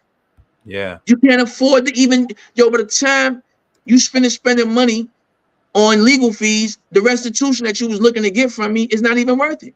So what you gonna do? Well, that's how UMC. That's how all your favorite artists got jerked. All your favorite artists got jerked. You understand what I'm saying? So they got lawyers. They went to volunteer lawyers for the arts and got a lawyer. Some young kid out of school that he ain't had no relationships. Entertainment business is about relationships. Business is about relationships. Right. Shit is not like people be thinking people's dope and they famous and he's successful. That's not what you're not. That's not what you're seeing. You're seeing, if you're seeing anything, you're seeing a successful relationship. That's it. So You're seeing a successful relationship. These motherfuckers are successfully relating with each other, and these motherfuckers has got money enough to go and make you think that you like some shit that you probably wouldn't with it just generally. Right. So, okay, I was asking all that, and those are all great points. I loved every part of it, but let's just get back to the fact that your first two singles on the album did very well on charts and stuff. You went on Soul Train and did all these great. Thank you for going on Soul Train and actually performing it instead of lip syncing it. That's number one. Thank you for doing that. Yes, thank you. About that. Well, about that, my friend. Thank you for thanking me. Yes. But I will have to respectfully, I cannot accept your thanks in this regard, because that is not what you, because this is what I'm talking about, bro. Okay. School me, please. Here's what I'm talking about, King. Okay. All right. D1, this is such a wonderful setup right here. I'm hitting a home run with this. Okay. I've been telling you that it ain't what it appears. Right. Yo, home team, you just thanked me for some shit that didn't even happen. It looked like it did, and that's the. I know, that's the point, bro. That's what's amazing, ain't it? So here's the story. My man, DJ. My man Tony Rashawn, who was our manager at the time, had a moment of pure brilliance. We knew he was going to be going on Soul Train. He was prepping. Now, funny enough, it was not, for some reason, this was not such a big deal that we was going to Soul Train, because for me, everything that was happening in UMC seemed like at any moment somebody's going to be like, oh, no, this is a mistake. You guys come off the plane. You're supposed to be here. Like, I always felt like that was going to happen. So I wasn't really tracking that I'm going to be on Soul Train. But Tony's tracking. And what Tony says is, hey, listen, we're going to set up some studio session. You guys, I want you to come to the studio, and I want you to perform Blue Cheese. I want you to perform When the Grown, but I want you to do it like you're on stage doing a show. Wow. Now, at this point, we already, we got our show routine. Like we done been saying this to this day. Like, watch. I'm gonna show you how much we rehearsed this, right? Okay. Tell me what song I'm doing. Borderline, like this. UMC, a fact. Hey, it's not necessary. Clearly, translucent. Who sent? One to grow on. You see, that's all of my ad-libs for Haas. I will always say these things when we're on stage. I will always say those things. Yeah. And you can look at show footage. I will always be on those things, because those are the places he's always going to run out of air. So I know he's going to run out of air there, or whatever's going on. You develop this over time, right? So we went on and we did our show on the thing, and then so we was on a plane, just listening to that version of it over and over and over and over and over and over and over and over and over and over and over again. So what you're seeing is us lip syncing the live version of the show. Wow. And here's the next level. That's take number 2. Wow. So what you saw when you saw us perform Blue Cheese, that was the second time we had to perform it. Because the first time we performed it, right? We was intimidated. And we was fresh off the plane, I believe, too. So like fresh off the plane, go to the hotel, drop your shit, come on, we on, that type of thing. Like, however it went, it was like duress, what I mean, to some degree. And so we was like nervous, man. We was like, we was acting like Soul Train was something special. Like we didn't perform on the world famous Apollo stage on Wednesday night, amateur night, and didn't get booed. So like we forgot who he was for a minute. Like we hadn't performed at One West for years. You know what I'm saying? Getting refining our shit. Like we didn't get signed from performing on a set of lunchroom tables at a church. You know what I mean? Like we forgot who he was. So we started intentionally fucking up in the middle of the song. Like, so I realized what was going on. So I started messing up. And I think one of my people's peeked it too. So we started messing it up. So all right, hold on, let's bring it back. You guys seem like you're off a little bit. Let's bring it back. I was like, thanks. So we huddled up. I was like, yo, fam, yo, we on Soul Train and all that. But fuck that. We the UMCs, yo. And we tear shit down. Let's tear this down. We're gonna tear these movies down. You heard?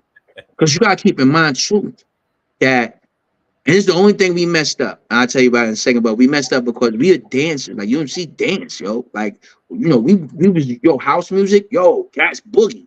You understand? So we wanted some of that Soul Train. Like I was trying to go to Soul Train because I really wanted to get on the Soul Train line. I wanted to dance, you know, with them and to get like, you know, I wanted to dance. Like, yo, the boogie, let me see what y'all working with. Let me show you this New York boogie.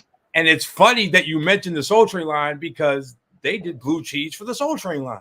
Yeah, they did that shit a couple of times, bro. Yeah. And so, you know, because Blue Cheese was a real, like, yo, UMC, a lot of people, like, we don't get, I don't know why, though, we don't get talked about a lot, you know what I'm saying, at all. But you will hear, like, even if you watch, like, Drink Champs and something like that, not to bring up your competitors, but something like that, but you'll watch Drink Champs and cats will be on there, and they will be telling stories about their relationship to the UMCs. Yeah. You know what I'm saying? Like, yo, we stand, yo, UMC, yo, Kool Kim and Haas, yo, that man's mad cool. People be knowing, but like it's like as if the magazines and all of the like news outlets got an injunction against us or something. Like for real. It's weird because no one really talks about us as like but like other day I'm watching Kanye talking to Nick Cannon. And in this interview, he's talking about how he remembers the summer '91. He had just enough money to buy one CD. And he had to choose between Pete Rock and CL Smooth, who came out in '91, and UMC's Fruits of Nature, which came out in '91. Now, I've also heard that story told outside of that thing, and the story I heard was he ended up copping at UMC's. And I believe it to be true because if you listen to his first single that he produces with Keisha Cole, it's Blue Cheese. Listen to the song. It's literally Blue Cheese. So this is UMC. Like, yo, you know, a lot of artists are low-key influenced by us. will.i.am. One day I was just for shits and grins, I put a Instagram out like, yo, will.i.am, I want to do a collab with you. I'm gonna challenge you to a dance contest if I got to get you to, you know, I was just messing with him, right? And he's like, yo, Kool Kim, I'd love to do a collab with you. You don't even know. He said, he's like one to grow on. Yo, we used to get busy to that joint all the time. Yo, oh, you don't even know. Like he emphatic. Yo, he did a whole video and posted on Instagram. Like emphatically speaking to this shit. So it's just crazy. For those of you who don't know who he's talking about, this is the will.i.am he's talking about. This will.i.am. From the very beginning, will.i.am. This was really what you all, like I said, how you influence. I feel that you all influence stuff like this. Yes. Continue on. Yeah, I mean, like, it's a lot. Like, yo, cats don't know that. I used to get a phone call from Buckshot Shorty. I didn't even know who dude was. Wow. And he used to call me up. Like, he used to call my lab. I was like, how this nigga how this cat get my number? You know what I'm saying? I'm like, yo, you know what I'm saying? And he used to call me up. And he would just pick my brain, but I just always type of cat. Like one thing I will always be on. I could be on, like, you could talk to me and I would not even know who the hell you are, right? But if you earnestly have some interest in something that I know about that I can put you on to, I'm gonna tell you, King. Because that's the one thing that we can all do as brothers and sisters in this world to try to take care of each other. Just a sidebar thought is, yo, you don't gatekeep knowledge, man. You know, you know, our open enemy is not gatekeeping knowledge, yo. He's making sure that him and his know what time it is and what they need to do and how they need to maintain their rule in perpetuity. And we trying to hoard knowledge and information and insight from one another as if that's going to increase our chances of success. And it's not. If you look at anything successful, man, it's a team of motherfuckers in there working hard and working loyal, you know what I mean, to a bigger thing, a thing that is transcendent of the moment or for petty props or self-esteem issues, you know what I mean? And so, yeah, you know, I used to talk to him on the phone. I remember one day he called me up. He was like, yo, we made up a name for the group. I was like, word, what's the name? He said, Black Moon. Ooh. I said, yo. Just the way he said it, just like that, was like, whoa. Okay. I say, yo, that name is whack. Wow. I did, yo. You really I told this dude that Black Moon was a whack name, yo. Wow. And he went with it though. He's like, nah, I ain't going, he ain't pay me no mind. And thank God for it. Cause and it's bugged because I almost thought I made this shit up in my head, right? That this happened. Cause you ever do stuff in your life and it's just such a like a matter of fact thing that you don't give it much thought, so you don't realize, like you don't even remember it. It isn't until sometime later that it's like, oh snap. Yeah. That's what. Oh snap! I was on. Yeah, that was him. Yeah. I still, it's so ill because I was still not sure until like recent years. I seen him in Brooklyn for Video Music Box 35th anniversary, and I was like, and I happened to run into him, and I was like, hey, Buck. I said, yo, son, of all the people that ever contacted me and asked me for advice or anything like that, you were the only one to really take it and do something with it, man. I was like, yo, I'm really, really proud of you, man. Congratulations on the life you built for all the people that rely on you. You know, and I remember him looking at me and just being like, wow, man, wow. And I just patted him on the shoulder, and I just kept it pushing, King. Like, what else could I tell him, yo? You know what I mean? But, I had to acknowledge him, man. But, UMCs have been quietly around a lot of stuff, man, doing a lot of things. But, sometimes that's just the way it is, right? Like, see, like, yo, fam, you could, in my old age, I've come to a space and place where I can be humbly and profoundly and uniquely thankful for whoever rock with me. You heard? Whoever get what I'm doing, whoever likes what I'm about, because that's a profound blessing. Cats like yourself who really know my music, know my words, that my words, they're not just a trivial matter for you, but they have an actual value and they are part of the narrative of your life. Bro, and I'm not being facetious when I say what I'm going to say next, but King, people like you are my dream come true. Wow. Because remember, King, there was a day where I was just banging on a lunchroom table. Right. Yeah. Yo, I was like this, hoping that someone would hear my shit, hoping that this is what I was doing one day, hoping that somebody would care. I wrote rhymes from the heart about things that really mattered to me and didn't put on any facades because I was hoping that there was somebody out there that would feel and hear what I was saying and could connect and care. Because one of the illest things about being an artist that a lot of people won't admit is that it's lonely. Wow. Oh, that's new. I've never heard an artist say that. Very lonely, my man. Very, very lonely. Like, I have so many friends, but I'm very lonely. Wow.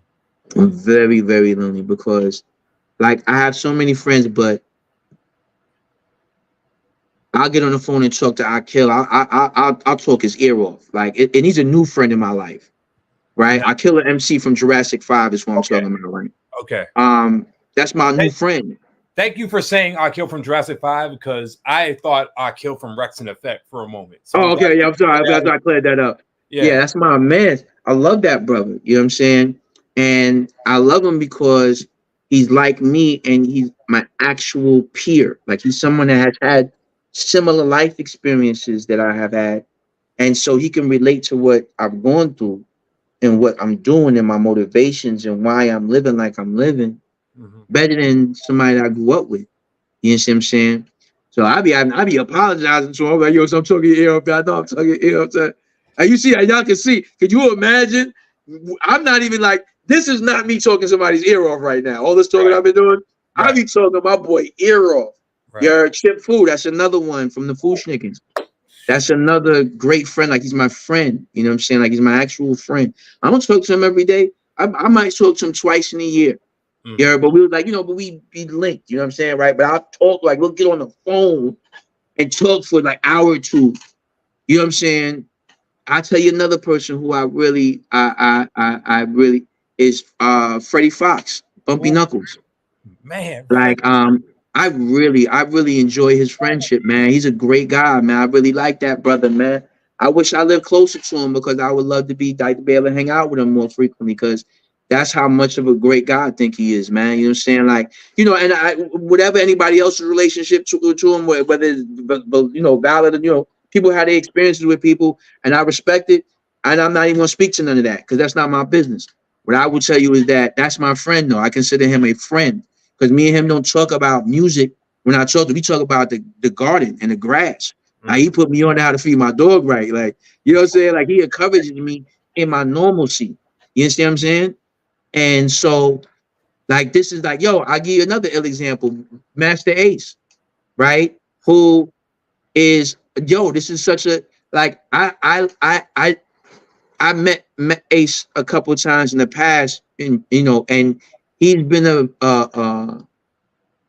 I'll use like a better term, like a fan of what we do. Like he'd be like, "Yo, I love what y'all do, man. Like, you know, I'm feeling you. You know, call that Master Ace. Like, well, son, like, come on, son, right? You feel me? Come on, King." Right. And but Master Ace's relationship with me, in my perspective, is less about me as an MC. So we've done work together. Like I actually am one of the voices for a character in his hip hop play that he put together, and it's wonderful, right? And he's got a mixtape of it, and myself and a few other people that play parts in it. So I play the lead role's main man. You know what I'm saying?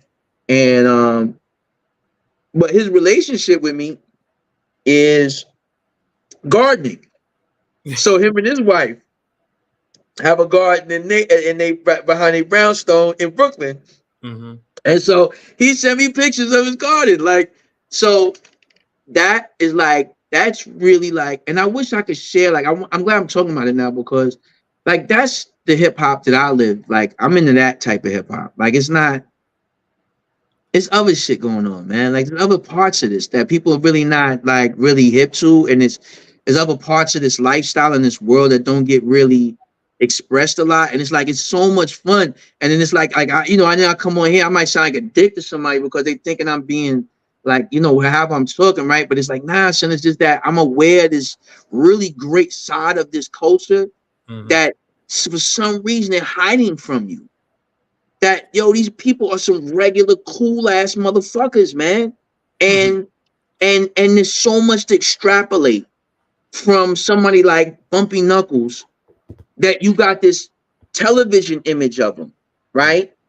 But you can have this very in-depth discussion with a person like that, or Chip Fool, and you discover like, oh, you know, you just know him for rhyming fast with this group called the Foosh Niggas. Oh, he can rhyme fast.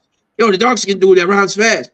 Yeah, all right, cool. You may be hit to that. You're not even hit to the dude is just like a reggae genius. Like, I mean, I don't know how to put it in that. He's amazing. Jungle Rock Jr. You understand what I'm saying? And he reinvented himself under a different moniker. I'm not gonna say it because he's keeping it low, but he done that as well. This dude constantly putting music in the air that you're not even realizing is him. You know what I'm saying? But that aside, he's an educator now. You see what I'm saying? Like he's got a program, math, MAATH, that he's doing. So you know what I'm saying? Like, so these things, Mikey D, who flew down here from New York to my house, like to do. I'm sorry, bro. It's just like you know, when you're the guy that they don't speak to too much, right? But you've done a lot. You got so many stories, so many things to tell people about. You trying to tell them everything at once, and you can't. So I apologize to everybody that's watching. I really want to touch on something about Master Ace because I interviewed Master Ace and it was fun. And he said something very similar to what you said when I gave him flowers for the verse on Symphony Part 2, and he was just like, I didn't like any of my old shit. I'm like, what you mean you didn't like any? It's like, I just didn't. It was cool, but I didn't. I like the stuff I'm doing now as opposed to doing that. I'm so much better now, yo. We're so much better. And then I asked him, what is your ending legacy? He's like, you know what? I just want to still be able to show cats that I can still do this. Now, this was a few months ago, right before the album with Marco Polo came out, the one that's out now. He's like, I still got to prove myself. And that's what my legacy will be. That I still got to prove myself. I want to go back. and I want to go back to Freddie Fox because this is a transition into the next final question about UMCs, and I want to talk about NYO real quick. Freddie Fox is a real hardcore. Anyone that's ever heard a Freddie Fox verse know he is very hard, very in your face, deliberate. And I love that because I love a hardcore rapper like that. I segue into that because y'all's second album was a departure from what your first album was.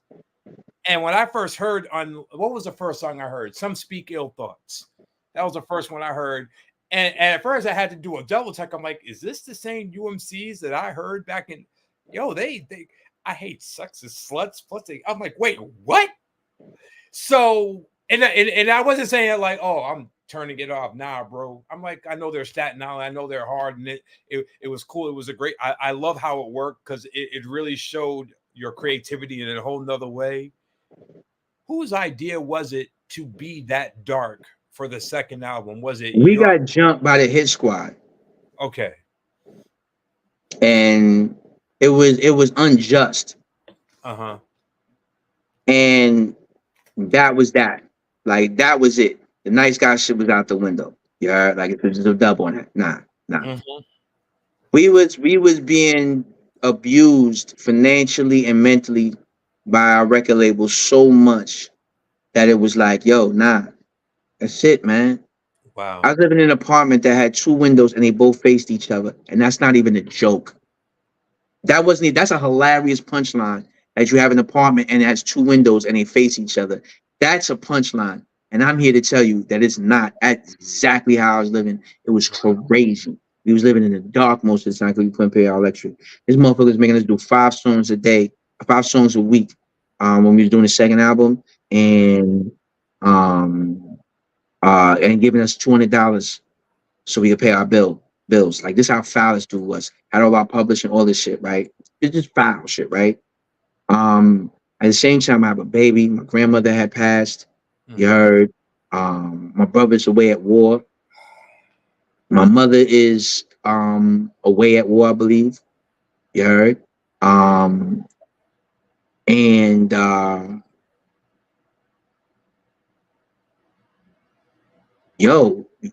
Unleashed was a very artistic, and I so hate. There's always a dildo, right? Mm-hmm. And the motherfucker not smart enough to be a vibrator, so he's like a dildo. He's a dumb fucking silicone tube of goop used to inflict fake pleasure. Mm-hmm. There's always a dildo that whenever somebody talks about UMCs, here comes this dick and balls to say, oh, well, the second album was really not that good because they tried to turn hard in it. It's like, you dick. You don't even know what you're talking about. You didn't even listen to the album. Well, did you really listen to the album, right? If you're any kind of UMC fan, right? For real, right? First off, you'd have heard the setup. So if anybody could just a cursory search on YouTube and you pull up Swing Into the Area, the remix version, right? The remix version, we're literally telling you what's happening. You call my rap, happy rap, get a slap for that. You know, I mean, hold on, Sarah. They said my rap's happy rap, get a slap for that.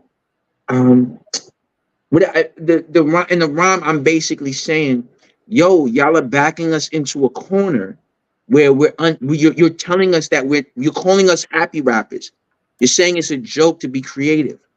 Mm-hmm. You're making me have to do something. And I literally say, you're going to make me do something that I didn't want to do to y'all. I literally say this in a single. You heard? So this actually happened. It's like, so this all these fucking tinfoil brainiac dumbasses, right? And let me just vent some of this shit out, because I get so fucking tired of it. Like I just allow me the grace of a moment to really vent how I feel about some of these asshole fan ass, know-it-all, know-nothing ass motherfucker. You heard? Y'all really screw up hip-hop, because y'all sometimes talk out your ass because you know a little something. So now you want to be contrary to show people that you know something, but you really show how ignorant you are, because if you really listen to that album, first off, lyrically, it's phenomenal. Yeah. Lyrically, it's phenomenal. If I go bar for bar, I'll go bar for bar with some of your favorite groups. We will body them with that album right now, because you really won't know those songs because you didn't hear them. So you don't know them. Some, you know what I'm saying?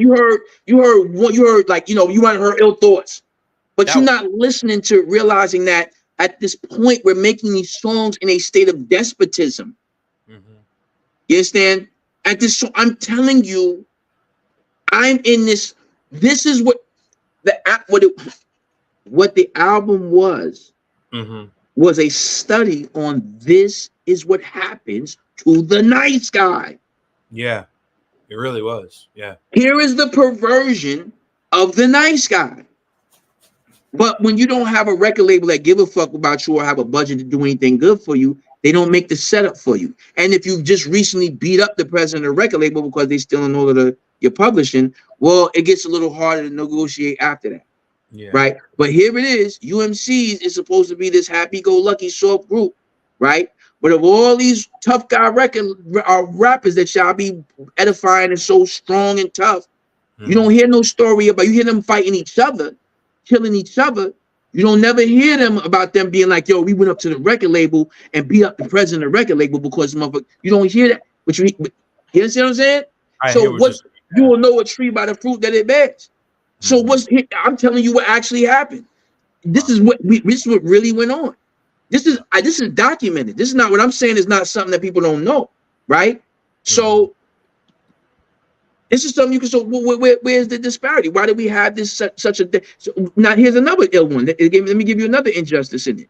Okay. What's the first song that come out by by the first two members of the Wu-Tang? What's the name of these songs that they come out with? What's their first two songs? You remember? Protect Your Neck and Method Man. No, sir. That was not the first two songs that made by Wu-Tang members. Okay. That's the ones that came out. So wrong. I'm sorry. They came out.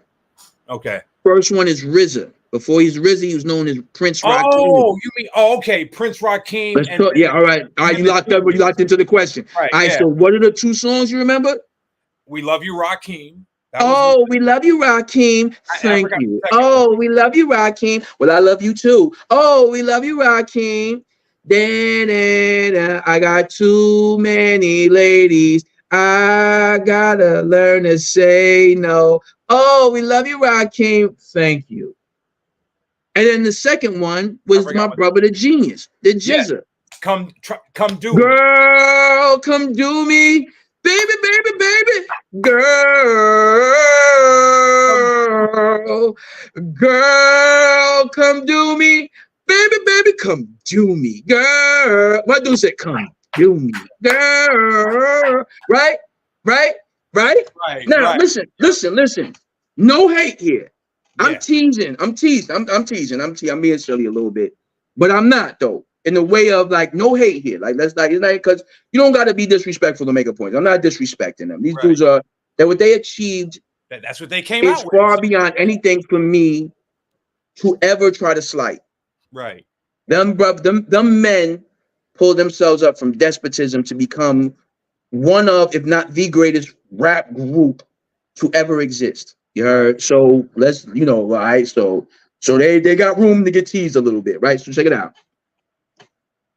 These cats make these songs, and these songs fail. Yeah, they fail. They're critically panned. They fail. They don't go anywhere. They reinvent themselves. They add more people to their crew. They come out as Wu-Tang, and everybody's comfortable with the fact that this is the level of change they went. These motherfuckers literally got with a sick tight click and went all out. But that notwithstanding, let us not forget that we started at Girl Come Do Me and Oh We Love You, Rakeem. You heard? So they didn't even come out as their natural selves. Or whatever they became wasn't their natural self. So one of these others ain't even their natural self. But all y'all fans, y'all willingly, wantingly slob up every bit of it, drop out the knob of that shit. I want to say it in the most disgusting way because I think it's disgusting how hypocritical fans be with shit like that. That shit, and I have nothing against Wu-Tang. I am so proud of them brothers. I am friends with, if you listen to Method Man talk on the podcast he was on with Mano, he will tell you, you will hear him say that me and him was best friends in the 4th grade. Me and was, that's my man. So I got love for them. I'm so proud of them. You know what I'm saying? I have a high deal of respect for Inspector Deck. I got a great deal of respect for you, God. I know him as a father and as a man and hanging out. So there's no, don't try to integrate no bullshit into what I'm saying. And I'm not talking about, I'm talking about clowns who's watching. It's just, oh, you know, and I'm sure that everybody watching is just the coolest people in the world. But, you know, I be reading comments after the fact, and there's always some dick, you know what I'm saying? And I can't help but notice that guy, you know what I'm saying? Like, that's the one thing. If a troll's thing to get attention or occupy space in your mind, they are successful in that because they never fail with me, right? But I just want to say that I've always hated that. I've always hated that people are so selectively outraged about shit. And this goes back to what I was saying much earlier in this conversation about people don't hate nothing more than they hate a nice guy that stand up for themselves. Oh, them nice niggas. Oh, they trying to talk all tough. Fuck that. I don't fuck them niggas up. Like, wait a minute, wait. Wow. Because he's standing up for himself. You mad at him for? Like, what's the problem? Or because he letting it be known that he come from some place and he not nothing to be playing with? Mm-hmm. Oh, you just needed him to stay in the... Now, there was one other caveat to this that I thought was very important about UMCs. Okay. That I did not understand in all of those years. And it was the one thing that I regret, or the two things I regret about the switching styles on the albums. Mm-hmm. The first one is a very spiritual matter. At the time, like I said, we were suffering. You heard? And I think that the mistake that I made in my young mind is to feel that because I was doing something good in my mind, like I calculated it as a good album and positive and shit, that God or the universe or whatever it was supposed to intervene and make things all right for me. You know what I'm saying? Wow. And when things were anything but that, I didn't process it as what it may have been. And what it may have been is I may have been experiencing in the negative moments of UMCs as a trial of Job. A point in your life where God is testing you. He letting the devil know, yo, these kids right here, they so tight that, yo, I'm gonna put the, they're gonna be the first, they're gonna deal with all of everything negative about this. They're gonna deal with it, but watch how they keep their positivity going, because I got an anointing on them. And when things got negative, we rebuked God, you know what I'm saying? And in the way of walking away from, you know, what people loved us for. And we didn't understand what y'all loved us for because it wasn't being delivered to us. We had the internet back then, you know what I'm saying? Best we had was fan mail, you know what I mean? But it was never any clear insight what y'all liked about us, you know what I'm saying? And why people was banging with us. But it wouldn't be until I was much older and I ran into these dudes. I ran into this dude who I had met years and years ago, and I met this cat when I moved to Augusta, so this was like in recent years. But I met him years and years ago doing a show in Virginia, and there was this dude in a wheelchair that was down with them. So I never forgot it because he was like some gangster-looking dudes, right? And I was like, yo, these gangster-ass motherfuckers called UMCs to come out and do a show. Like, this is crazy, right? So we did our show, this is, fun, having a good time. And these mugs was having so much fun, D. I can't even tell you, like, they was just really, like, you see it, like, you get the sense of these are stone cold killers, right? But you just seeing them, like, really just like, they just having, like, an amusement park time, you know what I'm saying? Yeah. And I run into this dude years later, and he's like, yo, one of the things we liked about you, man, y'all love about y'all, man, y'all was like our little brothers. Y'all was like, yo, when this shit, like, all this other shit going on, well, we'll watch some UMCs and y'all just having a good time, man. Y'all made us feel good. And that probably is my greatest regret as Kool Kim from the UMCs, that we didn't have that really, we didn't get that. And I think that if I had gotten that, like if I was aware of that a little better, even though I needed to say what I said in Unleashed as an album, I needed to make that album at that time. You know what I'm saying? Right. I think that hearing that from y'all would have gave me the strength, but I'd have been stronger in my conviction to stay the course. You know what I mean? But I'm not blaming people for that. I'm just saying that I think if I was aware of that more, I would have been more confident in what we were trying to do as UMCs and that it was being received well. Right. Real quick, because I know I don't want to take you from what you got to do for the rest of the evening, but I just really want to get into NY Oil. The controversy behind y'all should get lynched. You might have to parse this one out in episodes. Yeah. I don't mind. I'm chilling, King. I said today I had to talk with you, so I'm good. Okay. You know, so Oh, you might right. we'll get as much as we could get, and then you could just do with it as you do with it. You heard? So I'm all good. We may have to do a part 2 of this, and I would not mind that at all. But I definitely want to talk about this because this was a huge benchmark for controversy. And I would say this. Let me say this: if you're serious about doing a part 2 to it, right? Then I would suggest that we do MRO as a part 2 because there's so much, bro. There's so much there, King. Like, and that's one that I'm gonna be very like. I'm not gonna muse. Like, when you talk about UMCs, you know, we talking about 30 plus years ago. So there's a lot of just musing and memorying and rambling and shit. But NY Oil is a different matter, man. There's a lot happening there, and it's one of those things that I need to first answer your direct questions, right, and then muse because it is a lot there, man. There's a lot there. Well, let me ask this one question. Sure. Your relationship with Ninth Wonder, how did that come about? Because I have no relationship with Ninth Wonder. So you just did that. You just took beats and you just answers that. That answers that. That was quick. That was real quick. That was easy, right? Like, well, that was easy. That I thought. Well, we'll see. Well, me and Ninth Wonder go back. My father used to live it. Nah. They gonna be that one. I don't know Ninth Wonder at all. I've actually tried to reach out to him on multiple occasions. You know, just to connect. Like, cause I did a whole EP of songs that I just put in the air. Yeah. With his joint, you know, his music. So I thought only, you know, let me, you know, show him the courtesy of reaching out and letting them know what's going on. And, you know, if there was any restitution that I needed to make, I wanted to be in a position to at least, you know, do whatever I could do to acknowledge and, you know, thing. But I couldn't find any real inroads for him. You know what I'm saying? To like, you know, so I just, you know, I left it alone because, you know, I'm a sensitive dude. So, you know, you know me too much. I'm gonna do something to make sure you pay attention to me. So I just leave brother alone and let him do his thing. He must not be interested, so I'll just accept that and move on. You know what I mean? You know, and that's something. Go ahead. Say again. As a side note, you know what I'm saying? Like for my hip hop hopefuls, my entertainment hopefuls, and stuff like that, or just in general, like people have aspirations and ambition, right? You know, sometimes your dreams and your goals, like your ambition, is so big to you, right?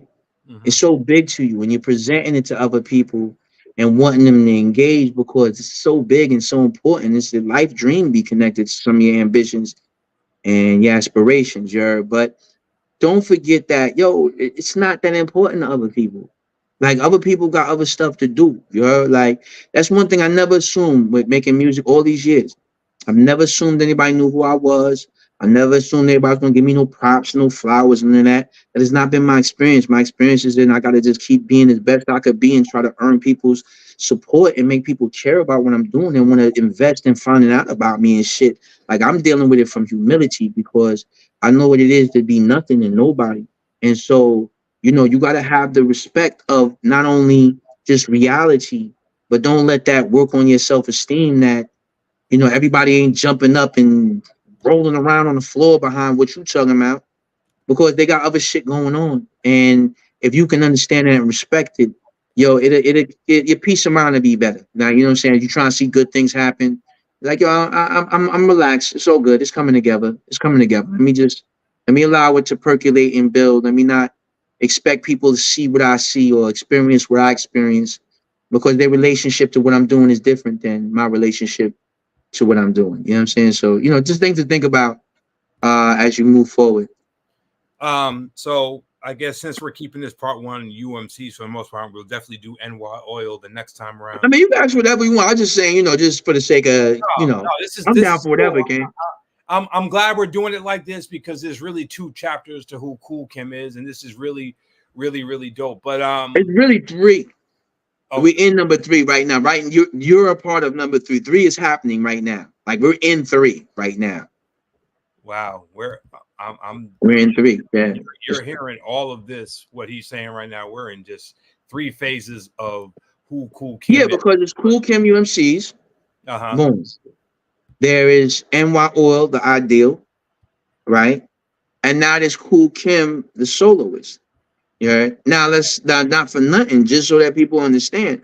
Right now, I'm currently the single I'm on right now called Sunset with Sun Doobie from Funk Dubious, Yeah. produced by K Rec. That's #2 on college charts. My last single, Don't Talk No More, which I put out in September, #2 on the college charts. You Amen. see, like I so when I tell you that I'm in another chapter, I'm not like just like I'm doing successful. My music is having a successful impact. To be charting in college radio at 53 years old on some hip hop shit is not a light thing. It's not something that you're supposed to just look at for light and transient causes. So yeah, we're having a real world impact. I have at least 4 singles that I'm on currently that are doing well right now. You know what I'm saying? With different, like I'm just collabing. You know what I mean? I'm gonna be featured on the Hip Hop 50 joint that Van Silk and them is putting together in honor of DJ K Slay. You heard? So Dope. that's coming soon. And I'm a body bag. That shit is I'm purely body bag that. And people, so I have an event that I do it. I did this for the second year this year called Beats and Bars Barbecue. It's an event that actually lasts for 3 days, and it only happens right after chance because it's really on a Saturday. But people arrive on Friday, so we just like kind of made like Friday, Saturday, and Sunday because they leave on Sunday. And this has been the second year running. It just grew. It's amazing. People are flying from all over the country just to come to Augusta, Georgia, and party with me in our backyard of our house, my modest little house, showing my garden that I built. That's what people do. And I learned a lot of that. I was just me being resourceful, but I was so excited to come into contact with this young brother named LaRussell out of Vallejo, California, who is really like really revolutionizing what it means to be an independent artist. And I think his approach is brilliant for a younger artist. I think it's exactly what older artists should be doing already. That's why I was already doing it. But when I came in contact with him and just from watching, like I haven't ever spoke to young brother, but just watching his stuff, I'm just like he my best, be like he my little nephew because I just listen to everything he say and learn from what he talking about because they refined what they're doing. You know what I'm saying? So in this third chapter of my life, I'm still growing and still evolving and still being dope and becoming a better MC than I ever was. People talking about me right now and people are definitely talking about me right now. And I Yeah. know this because I'm telling you a bunch of people I talk to that I never used to talk to before, but they talk to me now because I'm trying to tell you that I'm on this third chapter, right? And you know, um, I am my understanding is from what I'm being told is that people are watching to see how effective I can be because if I can be effective, then people will see that there's a clear path to it. You understand? So that's why I'm like, yo, everybody should root for me. Nah, but you ain't gotta like me, King. You ain't gotta like my music, but you should root for me because as a concept, I'm important. Yeah. You know what I'm saying? I've always been an important concept. As the UMCs, we were an important concept. We were intelligent and creative and and just fun. You understand? Fruits of nature. FUN. That's why it was called that. You heard? We were Dope. fun. But we were important because that spirit is important in hip hop. Creativity and intellectualism. You understand? That's important. I'm an ideal. NY All is an ideal. The only person in that time willing to stand up and say what needed to be said about what was going on in this community unapologetically, and then have the ability to articulate himself at such a level that I became a political pundit for the BBC network. Me, this high school dropout who got his GED in protest because I felt like they were doing the black students wrong in my school, who ended up getting his GED in 2 weeks because I was that intelligent and went on to go to college, but then sidetracked because I went and became one of the UMCs. Me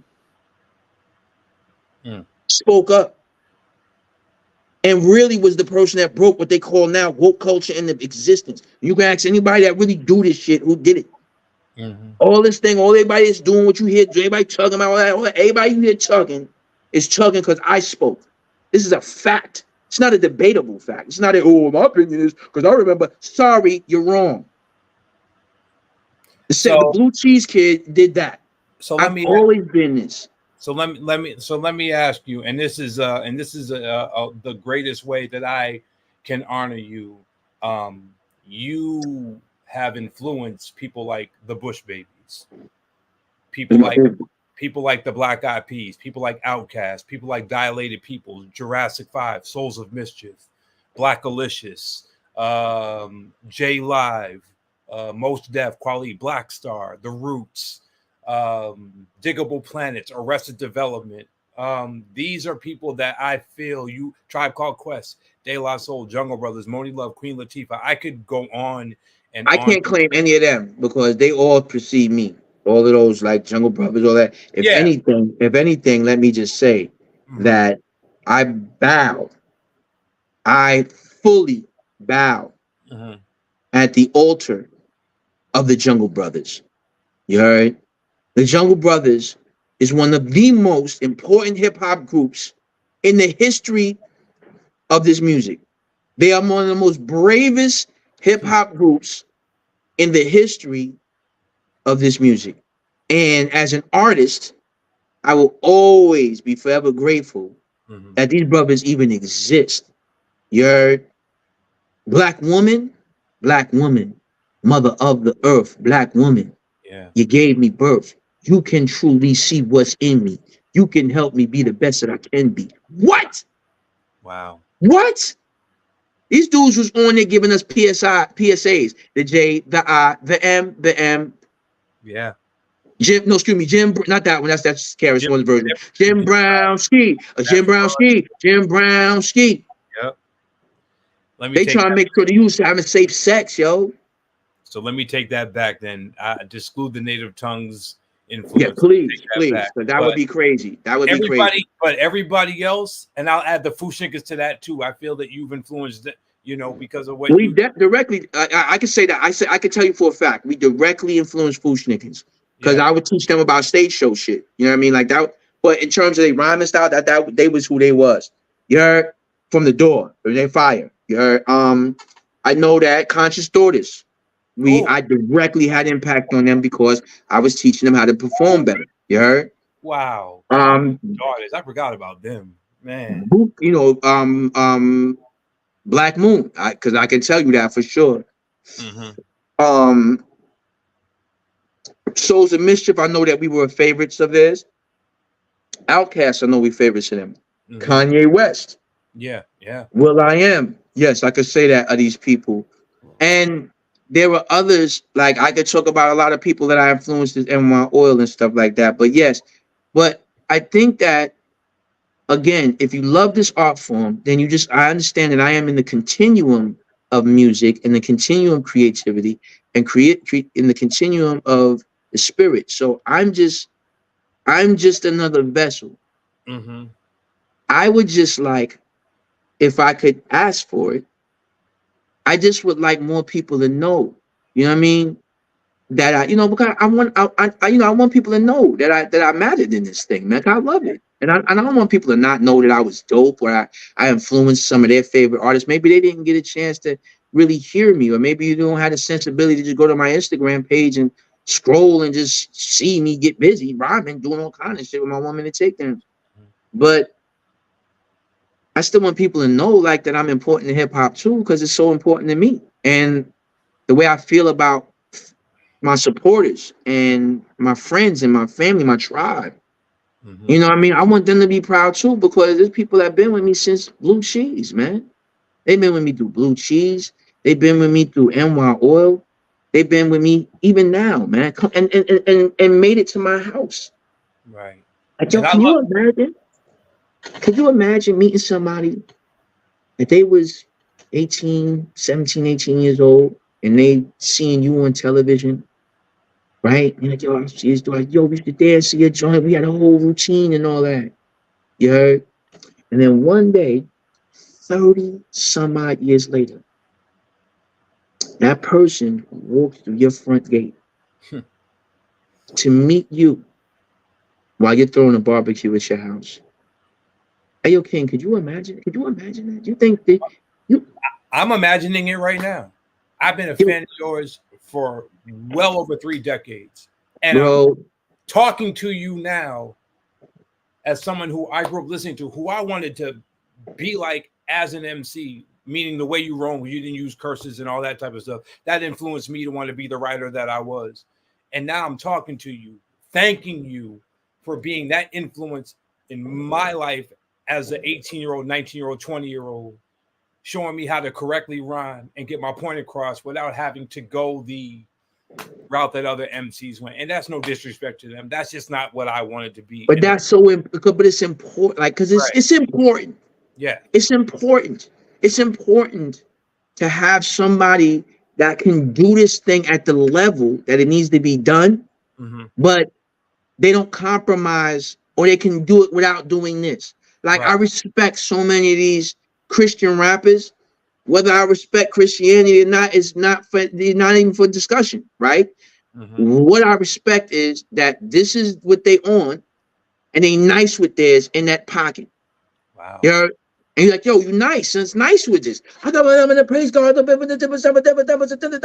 like, yo, this is fire. What is we talking about? Oh, because he's talking about Christ? It's not what? How does that work? It's fire. He's getting busy. What is we talking about here? And you know, we all need our archetypes. You know what I'm saying? It just seems to me that in the Black community, they go out of their way to force us to have the only archetypes we're allowed to have is the drug dealer, the drug fiend, you know, all of these terrible archetypes. They terrible people.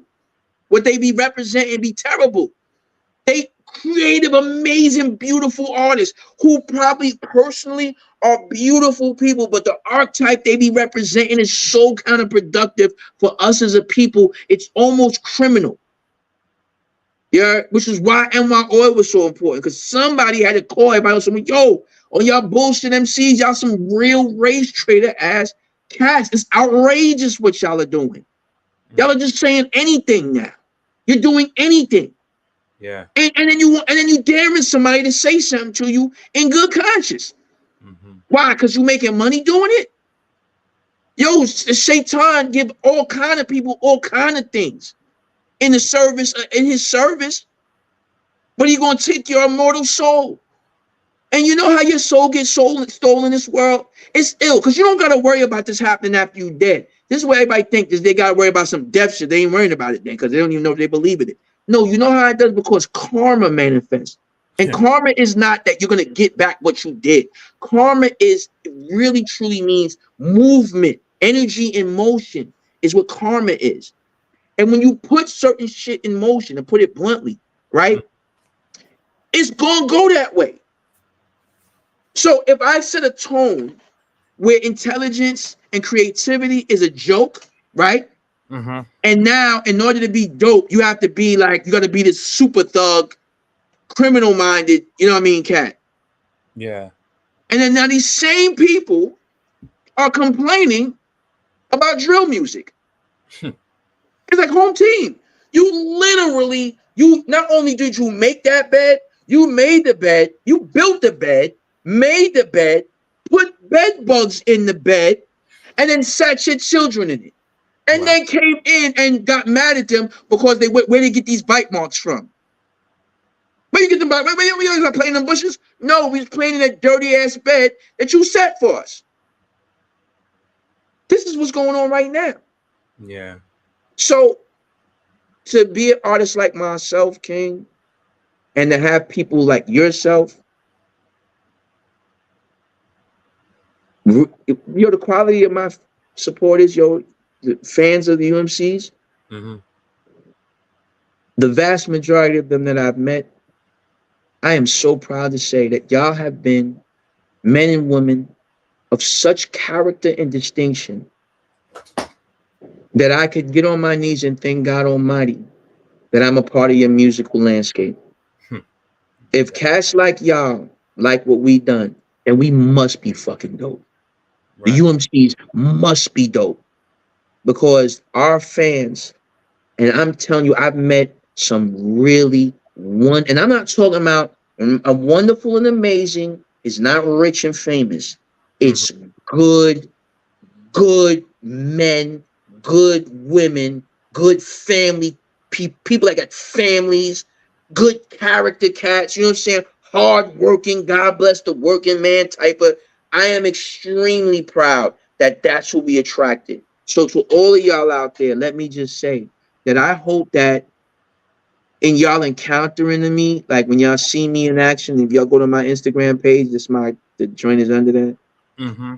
As y'all interact with me, that y'all proud of me too, man, because I try to live a life that is reflective of what I said. And what I said to y'all is that you am seeing is a new way of being. And when I said that, I meant that. And I hope that I live a life that reflects that in y'all eyes, and that y'all could be as proud of me as I am of you for living what it is that we was exemplifying in our music, which is to be new and different and be yourself and be secure in that. Word.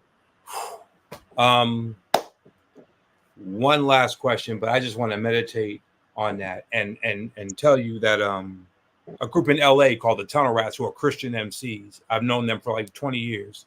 Just dropped a new record. I'm sending you the YouTube link to your DM. When you're done, take a listen to that and tell me what you think, because you were speaking on you're gonna love the lyrics in this song. Unapologetic, like a mofo. You're gonna love it. Trust me. And you know, and let me just say something too. Like, let me just a sidebar. Sure. So, as you see in our conversation, I curse like a sailor in conversation, right? Yeah. You know, it's like I'm 52, I'm 53 years old, y'all. I want to talk shit. You know what I'm saying? Like, hold on, goddamn, you know, right? But that is in the space of comfortable decorum, right? Like, you know, I'm comfortable. We're in a comfortable set. We're talking hip hop. We're in the context of hip hop. We can have a certain level of discourse, and of course, I'm at a certain age range. It's cool, right? But for the purposes of what I present to the world as my art, and because in Islam we're not supposed to really make music that has melody and because it's intoxicating. You heard? And music right now is being weaponized as a form of propaganda and mind control. Yeah. So I can repeat the same. If you notice, most music repeats simple set statements. Yeah. I'm on a new level. I'm on a new level. You know what I'm saying? No new friends, no new friends, no new friends. I'm giving you clear instructions, right? No Diddy. Yeah, okay, you know what I mean? Yeah. But you know, so here we are, and you know, it's dangerous to use this medium and be profane. Not just curse, but to be profane. You're because cursing is one matter. Even though when we think about what a curse is, and you say, yo, you cursing somebody, damn you. Damn, damn you to hell. That's a curse, home team. That's not cursing. I'm cursing you. Yeah. I'm trying to invoke a particular thing on your spirit with the words. And we know in the Bible, what is the first thing it says in Genesis? It tells us in the beginning, it was the what? It was the word. Word. Yeah. So here we are, rappers using the word. In the beginning's the word. Right. You heard? Yo, in Islam, right? The Prophet Muhammad, sallallahu alaihi wasallam, the Injil, Gabriel, came to him and said, recite. Now, the Prophet Muhammad sallallahu alaihi wasallam was, by all accounts, illiterate. So recite what? He recites Quran. Recite the Quran. Recite what's revealed to you. And he begins with Audu billahi minash shaitanir rajim. Bismillahir rahmanir rahim. Alhamdulillahi rabbil alamin arrahmanir rahim maliki yawmiddin iyyaka na'budu wa iyyaka nasta'in. Ihdina siratal mustaqim siratal ladzina an'amta alaihim ghayril maghdubi alaihim waladdallin. Ameen. And it rhymes. So we know that if you have real knowledge, you know that what we know to be called witches is really what's called Wiccan. And Wiccan is nature's religion. You understand? So this is a religion that's built around the feminine energy and nature. You heard? So when you understand that, you understand that they also cast spells. And what does spells sound like? Rubble, double, toil and trouble, fire, burn, and cauldron, bubble. Right. And you talk about spelling bees, words. We go to spelling bee because when you bust down words by their letters, you spelling because words are spells. You dig? So you get on a mic and you start talking and you're casting spells. And people don't realize that's a serious matter. When someone like Biggie Smalls tells you he's ready to die and then he dies.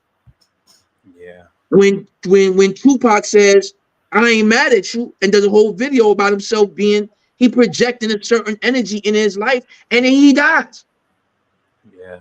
You see what I'm saying? So we gotta be mindful, not just for what we saying to people and what we putting into the world through vibration. Audio vibration. The sound is vibration. That's energy. Energy doesn't die. You understand? So that means that what you say, what I'm saying right now, will reverberate and travel into the universe for eternity till it gets so wide and thin that it's absolutely somebody can't, it's unintelligible. But somebody somewhere billions of years, light years away from here, may hear and encounter what we sing. So aside from what we putting into the universe, literally, right? Because to hell with it. I live in Augusta, Georgia. I am the universe ain't affecting me. Fine. But what are you putting on yourself? What energy are you putting on yourself with the words and the curses and the spells you cast when you write your rhymes? What are you putting on yourself? Yo, them dollars ain't worth it. This fame ain't worth it. Do not sell your soul for anything or anybody. Wow. It's not worth it, fam. Thank God for the gifts he did not. Thank God for the prayers he did not answer. Thank God for the times that. Thank God for the rooms he didn't let me in. Never been a Diddy party. Thank God for the fame he didn't let me achieve because I was able to concentrate my energy on being a dad and a husband. And I have a family that loves me, man, so much, man. We all together. My kids is in their 30s, and we all here. We got a little compound on our property of tiny homes of our kids is here with us. Dope. Happy. Like, because God blessed me by not answering the prayer that I want to. Thank God for the prayers God don't answer. You know what I'm saying? I had the money that I thought I should have for the contribution I made into this music and into this culture. Thank God for that, because he made me a resourceful man, a capable man that you can never take what I can do with my hands and my mind, bro. So thank God for the prayers you don't answer, y'all. So all y'all out there that's putting in that grind and you wondering why it ain't turning and flipping like you want, man. Yo, thank God for the prayers you're not answering, King. Sis, trust me, because in time you will look back and you will realize in the context of the life that you arrived to, that God navigated you, the universe, yo, the most high, your ancestors, whatever you call upon, had navigated you through some hellified waters, bro. And you wasn't even, and it did it so smooth, you ain't even know what was happening. Word up. Wow. Wow. Don't it suck, bro? You know what sucks about it the most, bro? It's 2 hours and 22 minutes. Yeah. Of worthy conversation, right? Yeah. But to say to yourself, yo, how the hell am I gonna get anybody to really watch this long enough to really get to what's like, yo, there's so much here. Yeah. And but bro, I tell you something, man. And this is what it's about, man. This is the value of what we do. Yeah. It don't matter, King. It don't. It don't matter who hear it. It don't matter who see it. It don't matter how you package it. It don't matter if you could cut up nice small clips and put them on Instagram it don't matter, because who need to hear it gonna hear it. And we have to be content with that and know that we have been in a stream of positivity and progress, and leave it at that, and do not put the ego in it and be mad because everybody ain't watching and everybody ain't taking clips from what I said and what I thought. Now what matters is that who needed to hear it heard it, and the spirit is still living and the energy is still passing on. And then I'm so thankful and so blessed to be able to be a vehicle for that. Word is bond. So let's get it. Man. Ladies and gentlemen, kings and queens of all ages, this highly respected influence on my career as an artist and now as a person and as a spiritual being has just been magnified to unlimited levels. I wanted a vibe session with this man, and I got that and more. We was able to talk more than just the same old. How'd you get started stuff? It really went deeper than, and I'm glad that it did. So I got to hear a lot of the upbringing of how UMCs became what y'all became, and then I got to hear how y'all became men at the same time, and the influence that you have paved throughout the stratosphere of this culture we call hip hop is one thing. But now, after 2 hours and 30 minutes, to hear your stance on just being a person, just being a man, being a respected figure, a loving husband, a loving father. You know, my first year anniversary is coming up, so I learned from brothers like you that have been married for a long time.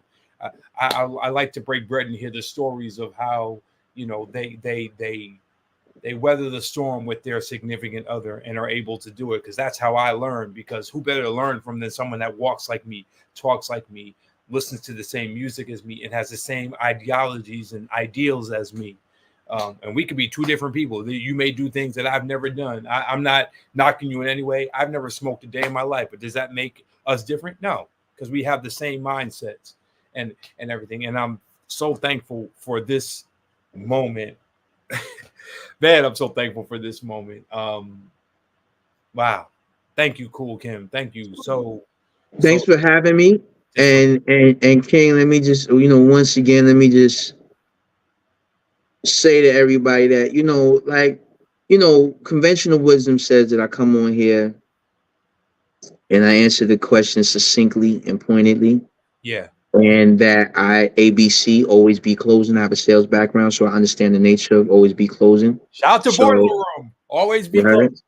And let me tell you, I've been ABC long before Boiler Room, baby. I was a telephone Right. salesperson at 19 years old, talking about, hi, this is Brian West calling from QVC Products. And the reason I'm calling is very simple. I've got a wonderful product for you. I'd love to talk to the person in charge of purchasing your stationery. Are you the person in charge, Bob? Fantastic. Bob, would you like a wonderful engraved suitcase? We have an attache case for you. And love to get that out to you, but we also love to get that out to you with a gross of big pens. What's your invoice on? Like, this is 19 years old. I'm talking about now. We're talking about, almost 30 years ago, right? So 30 plus years actually, right? So, Oh man.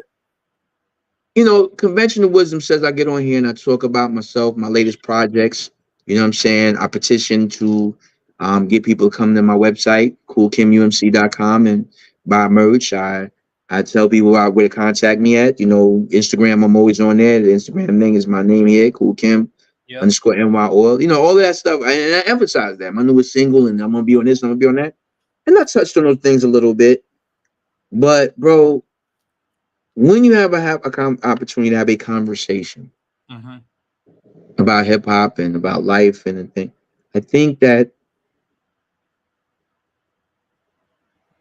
I'm not gonna live forever, bro. You heard? Like, I'm not gonna be here forever, bro. I'm not. One day it's just gonna end, and that's just that. Yeah. And that's just that. And before I even get cold in the ground, everybody be on to the next thing. You know what I'm saying? My whole family had to move on, right? Mm-hmm. But while we're here, man, maybe, what I'm saying, we could just say shit to each other that's meaningful, man. You know what I'm saying? Have real conversations about things and talk honestly from our heart about things that we went through, man. Maybe it's not the tabloid level drama or gossip that people be wanting to hear all the time, I guess. But Right. I think there is some room somewhere in this thing for people to have honest conversations about honest things that's going on in their real life, man. And I think there's some people out here that would appreciate being able to hear an artist like myself that they may have heard when they were kids, and they kind of want to know how you living through this? Who are you? How you endure this? You Yeah. understand? And so I'd rather, when I get on these interviews, man, I be talking cats ears off, but I try to talk about things I think is really important, man. The realizations and the situations and the observations that got me through life, bro, and kept me sane in the midst of this, you heard? So it's a Mm-hmm. very big honor to have the opportunity to talk to you, bro. I appreciate the opportunity. And No, I appreciate everybody that watches this indulgence.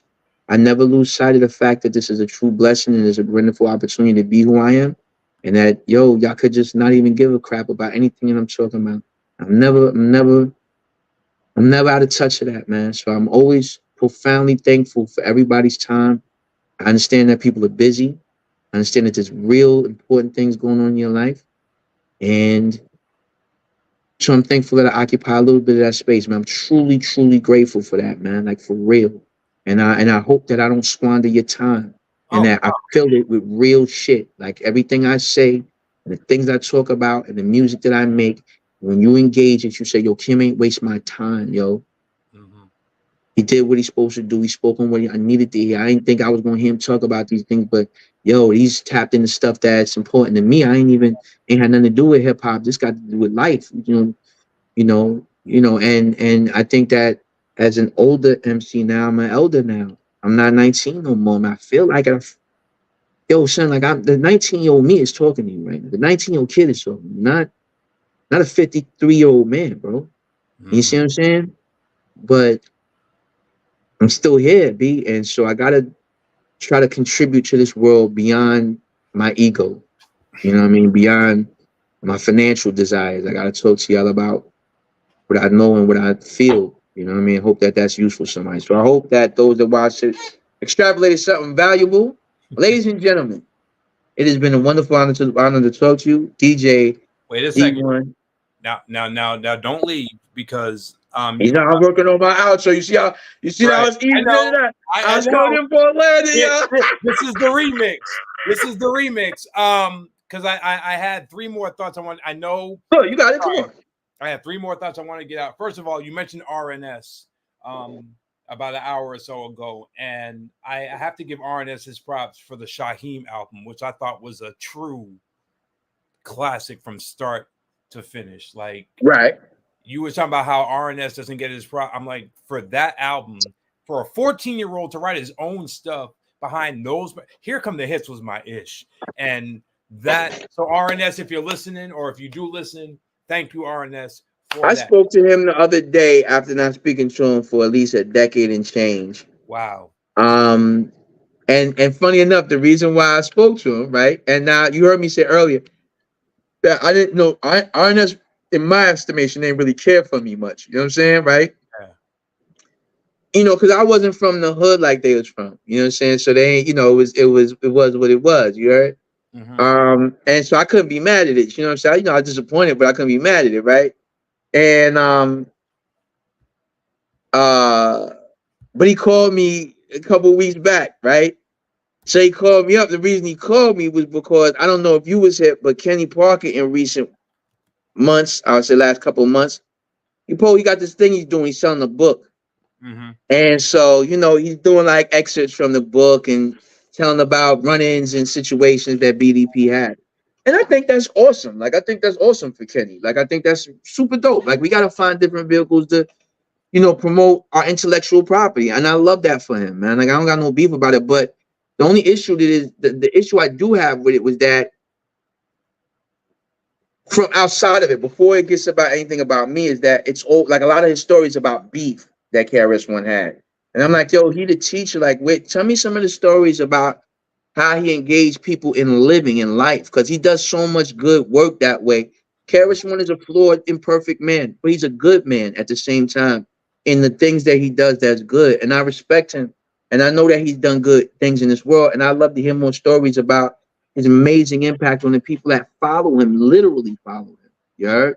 Yeah. But Kenny is doing what a lot of us get forced to do, is feed one another the pablum of drama to sell a book. So he's got to tell a bunch of stories about beef that BDP had with other artists, right? And so in one of his episodes recently, he does one about BDP versus the UMCs, which is crazy. BDP from the UMC, that doesn't even compute. You heard? Yeah. Because I'm 5'7.5", 5'8" on a good day, depending on how gravity's treating me. I'm a stocky 220. I could bench press about 315 clean. To this day, 4, 5, whole lot. You understand? Mm-hmm. I could jog a mile. To this day, I'm not fucking with let me put it bluntly, y'all. I'm sorry, you know what I'm saying? I'm not fucking around with no 6 foot 900, 280 pound man that got reached. Like, yo, I box. Yeah. I can show you footage of me sparring, and I don't be looking like a lot of these celebrities that be sparring. Like, now I be looking like you heard, like I can fight. Yeah. You heard? I have guns. You heard? Mm-hmm. I don't want no parts of these cats. Not because I'm scared to mix it up, but because you would need that to deal with that. Like, you're not dealing with that level of, these men are, first off, these is house-sized men. We're not gonna have no beef with these men. Right. But here's the thing. We felt what he did at the time was wrong. So we stepped to it. You're respectfully though. Because you don't do you could be mad at somebody, you can be mad about a situation, but sometimes things just be misunderstandings. sometimes things just be like it. Sometimes it's like, yo, hold on, but they responded to it poorly, unfortunately, right? Mm-hmm. And so since they did that, it created it created animosity. But me and Haas was fans of BDP. Like we loved KRS-One growing up, man. We loved this dude. We Yeah. loved the whole BDP. We were managed by Tony Rasan, who was 40th Street Black Management, which was D Nice and Tony Rasan. D Nice was the first DJ for BDP. So we was almost down with them. Like our proximity to BDP is wild close. We have no bad stories about these people, aside from what happened. You understand? So even though this thing happened, we was good with it. Like, it was like, yo, we suffered through it. It wasn't because Chris didn't do nothing to us other than misspeak, right? Mm-hmm. It was his fans. That's crazy. Like these dudes is crazy. You know what I'm saying? So they was bugging. You know what I'm saying? Just being sycophants. You know what I mean? Mm-hmm. Anyway, Kenny tells the story, but then he bounces and flip it to make it sound like I held a grudge for 20 years and used that whatever opportunity I had to throw shots at them behind what Chris did to BDP on PM Dawn. And I was like, yo, fam, these are two entirely different matters. We suffered through what y'all did to UMCs because you ain't do nothing big enough that it was like, them stupid ass fans that try to be slick. The 1 or 2 of y'all that's out there that did that, y'all remember what happened, so it don't really matter. You know what I'm saying? Y'all remember what happened to you. You thought that was cute. You thought these little niggas from Staten Island was gonna be easy food, and it turned out we wasn't. So happy, good, that you got what you had coming. We ain't had to worry about what Chris wasn't doing that. It was they dick riding that was really the problem. You understand what I'm saying? To put it bluntly. But the issue with PM Dawn, and I was on the stage when that happened. When I wrote an article about it, right? And I'm sure a lot of this you might be missing it because you don't seem like you know about this. So I'm giving you the abridged version. I know the story, but okay, the beef with him and PM Dawn, did you know how he did a whole video story about his beef with UMCs? Now that and it really turned out to be a whole story about his beef with me. I did not know that there was beef between you and BDP and Care. I did not know this, which is crazy because I got mad footage of me and KRS-One together doing things. Me bringing my youth. I had a youth group you call PEMG as NY Oil that I would bring to different hip hop events, and he showed my children mad love. Not only my babies that I was bringing, that I was caring for as a community father and youth advocate, but I'm talking about my actual babies. You know what I'm saying? So I'm like, yo, what son? Like you listen. I'm 53 years old. If you talk about how I handle situations at 25, son, and I don't have a difference in opinion or there's no nuance to how I see what I did at 25, then you are looking at a man that has not evolved nor grown in 30 some odd years. You heard? At 53 years old, we're supposed to be able to look back, and Chris is older than me, Kenny is older than me. We're supposed to be able to look back at some of the things we've done and been like, yo, at the time, this is what it was. Because at the time, it was what it was. But here we are today, fam. And at today, looking at where things are and how to, maybe that wasn't the best move. Right. You understand what I'm saying? And so we can academically look at what the things we do and say, yo, well, sometimes, I've grown past that. And I see that might have been a long-running mistake. And though in the moment it was what I needed to do, I felt I needed to do it. In retrospect, I realized the long-reaching impact. And I hope that this can be a message to future generations not to make these type of mistakes. Yeah. We ain't grow up enough to have that conversation about hip hop and some of the things we did. So because if we can't, then we can't have a conversation about how early hip hop did not set up the infrastructure, the systems, or the institutions to provide for the safeguards for our children in perpetuity. That's why the music sounds the way it sounds today. Because we did shit for them. So if you can't even look at what you've done academically, then how do you even understand what's going on right now to your own babies?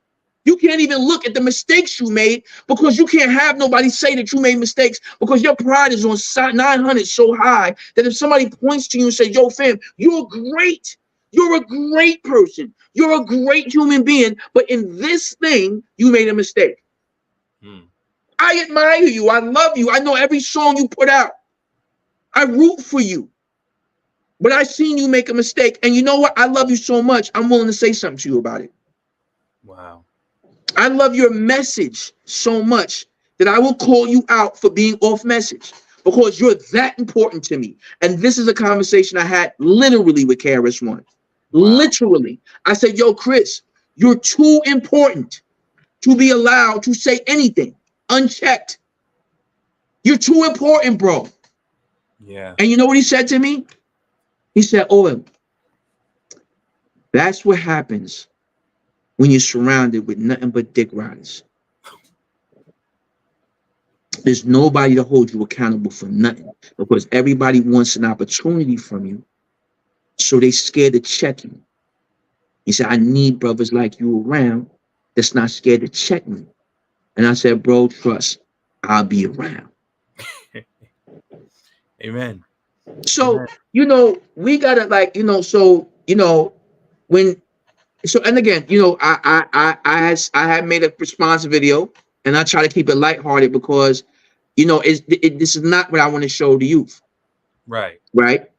I want to show them that I can engage the issue lightheartedly. You know what I'm saying? So they don't got to get dark. You understand? And then people feel, because then that would compel somebody to have to say something else. You understand? And then I would be compelled to say something else. And then legacies would be in danger. You heard? Because I do this rhyming shit. So, you know, you may think so and so and so and so is nice, but I rhyme. And I will ruin your estimate. Like you may underestimate me in this. So leave me alone. Like I'm somebody that unless you got something nice to say, you should leave me alone because I'm definitely coming back and I'm not gonna be mad. I'm gonna laugh at you. And then I'm gonna dismantle you. So I thought, let me just be nice about it and give Kenny the opportunity to backtrack. And he opted to, he said, I'm going to choose to love him and leave it alone. And so that's where that's at. You understand what I'm saying? Yeah. You know, so and that's enough. And I'm telling the story again. I tell these stories not to talk this Billy Badass story about how I this and I'll talk to Kenny this way and I'll talk to Chris this way and y'all better this and I'm this tough guy. I start the story up telling you I'm not nobody to be wrestling with. No, that's wait. That's why they got weight classes in fighting. You gotta know your limitations. You heard? That's a big boy. You understand what I'm saying? Unless he just can't throw hands, the chances are slim. You heard? As a whole crew is big boys. You understand? Like all of these dudes is big like this. You understand what I'm saying? Mm-hmm. So it's like a tribe of big motherfuckers. Like he's the Bronx version of the Booyah tribe. You remember them? You know the Samoans? Them dudes is huge. Really big giant guys. You know, sidebar. In my life, right, and I'm a shorter guy, right, and I wonder if anybody else. This is I'm a conversationalist. I just totally ill, but let me just run this by you real quick. In my life, right, I have found that the bigger and scarier a dude is in the world, the kinder and like gentler that person is in real life. Yeah. You know what I'm saying? Like the Booyah tribe dudes, kind dudes. They were just very kind to us. Like, you know what I'm saying? Like to the point where you be like, wow, like you feel like an ambassador. You know what I'm saying? I give you another one that's like that. King's son. What a wonderful guy, yo. He's just showed my baby. So I talked to him about this other day. I was like, yo, King, it's not for nothing. I was like, yo, I don't know if you remember this, King, or not. But yo, man, you show my baby so much love, man. Like when they met you, you so kind to them and that. I said, yo, I'll never forget that, man. If you ever need something from me, man, you let me know. You know what I'm saying? Like that's the thing. You know, I'm big on that. You know what I'm saying? Freddie Fox, very kind person. Nothing to be playing with. But, you know, if you pass the bullshit, very, very wonderful person to talk to. But, you know, these people that they got this notorious personality, right? Or persona. But to know them, they not only be kind, but they be protectors. Like, they'll hold you down. Yeah. Like, I've been places where I've seen these people and they just get, like, protective. Yo, come over here, God. Come over here, God. Come over here. I'm like, yo, I'm all right. So I can handle myself, yo. I'm all right. Like, come over here, God. Come over here. And they be protected. I only say it to say is like, all I guess I'm trying to say is that, yo, there's so much beauty in hip hop, y'all. that is just not discussed because it's like, I guess it's not chic to not be a fucking thug, to put it bluntly. But there's so many beautiful people in this thing, man, that they're not just these characters, bro. They're humans, man.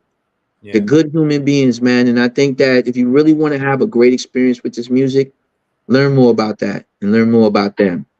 It's inspiring. One last thing. Speaking of inspiration, and this is another deep thing, because we talked about, in not too many words, outreach and having people know about you. One of the greatest visual presentations we had as a hip hop community was Martin. Loved the show, loved everything about it. Did you get a lot of responses when people saw the picture in Martin's living room? Yo, could you imagine? How did that picture get on the set? Yeah.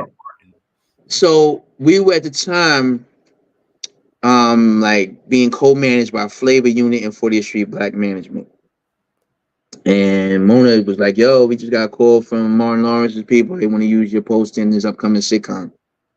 And so, understanding is like maybe it'd be a pilot or something like that. So, we didn't, okay. Yeah, and that was pretty much it. You understand? Like that was it. It wasn't nothing else to it. Like that's all I know. You know what I mean? Next thing you know, Martin Lawrence, Martin. The biggest comedy sitcom, black sitcom, in really like the history of sitcom. That was not one of the biggest in that top, if not the biggest, it had to be at least top 5, right? This thing was huge. Yeah. Right. And there goes our poster in plain view every episode. And that poster stayed on that show almost to the entire end. It wasn't to like the very, very end when you stopped seeing it, because he moved it from when Gina moved in. He ended up taking it and bringing it to the radio station. Okay. And that's where it would find its final days. But even still, to be at the rail station, which made it even more relevant because of what it was. So that's even doper. Yeah, because is this right here? Yeah, I see it. I've been seeing it the whole time, man. This is it right there. Yeah, that's the joint. Yeah. You know what I'm saying? And but that's not the one that's on Martin. That's just my poster that I have. But that's the visual. For those that are just now tuning in, if you've ever watched Martin, that picture that's behind Kim's back is the same picture that was mostly in the living room during the TV show Martin. For those that, if you recognize that. You know what I'm saying? UMC's first album, Fruits of Nature album cover. That's the poster that was on Martin Lawrence. And the funny thing about it is that we never we was trying to again, and that was just that's the sad thing about UMC is we never got certain opportunities that I think we should have got. So we never had the opportunity to be on the show. But Foodschnickers did get the opportunity, and Biggie did the opportunity, but we never got it. And it's I would have been so suited for that because I've got comedy in me, so I'd have loved that, man. I've always tried to bridge that gap. Like when they had the 30th anniversary for the Martin Lawrence show, I sent out a congratulation notice and stuff like that with the posting. I tried so hard to try to break that thing, just the, you know what I'm saying, yo, after all this time, yo, son, you know what I mean? But it didn't work out, man. But that notwithstanding, that's how it was in them days, man. We was on it. But what's funny is that when it first was on, everywhere I go, people run up on me talking about that, right? But over the years, of course, it go from every day to every week to every month. I would tell you this, at least, even now, all these years later, at least twice to 3 times a year, somebody's gonna run up on me and be like, yo, son, that your posters on Martin Lawrence wall? Yeah. I'm like, nah. I always act like I don't know. Nah, word? Hold on. Let me look into this. Let me pull this up. Yo! What? Yo, I never noticed this. I've been watching Martin all my life, and I've never noticed a picture of myself on the wall. Right. But no, I think that, again, I will end it with this. Okay. There's the last 3 questions I've given you, wonderful segues to get me the hell off of this street. Right. Exactly. I gave you 3 good alley-oops. I was like, alley-oop, And he's like, hold on. We're gonna play another round. All right, go. It's fine. I'm gonna let you have this. Before you do this though, I just want to know, we've lost so many people in our community over the many decades. While you're doing your last thing, interject somehow which one of these losses impacted you the most and why. That's the last question. Okay, so I forgot what I was gonna say before. 'Cause I forgot what I was talking about anyway, and I'll just go there. Again, I don't know how long I got. Right. I live pretty healthy in terms of like I'm an active person. Just told you early on, I'm beat up right now because I fell off my skateboard earlier today. You heard? You know, and I ride my skateboard with my son, ride to the store. You know what I'm saying? Go get something to drink. Like literally, we go get some juice because there was no juice in the house. So we ride the skateboard to the store. Right. You stand up, bust my ass, and landed in the glass and the juice. Could have been it then. I could have died today. If I think about it, because the size of the glass shards that fell and where I landed, if I'd have landed face forward, that could have skewered my neck. Whoa. If I think about it. So I could have died today, King. I don't even be like, yo, I was supposed to interview Kool King. Maybe he died. It's crazy. What? You know what I'm saying? Yeah. So all of them impacted me. Kango Kid was my friend. Wow. It's my dude. Kango Kid was my dude. You heard? Like, yo, yeah, I knew that dude. Yo, when what's my man name? I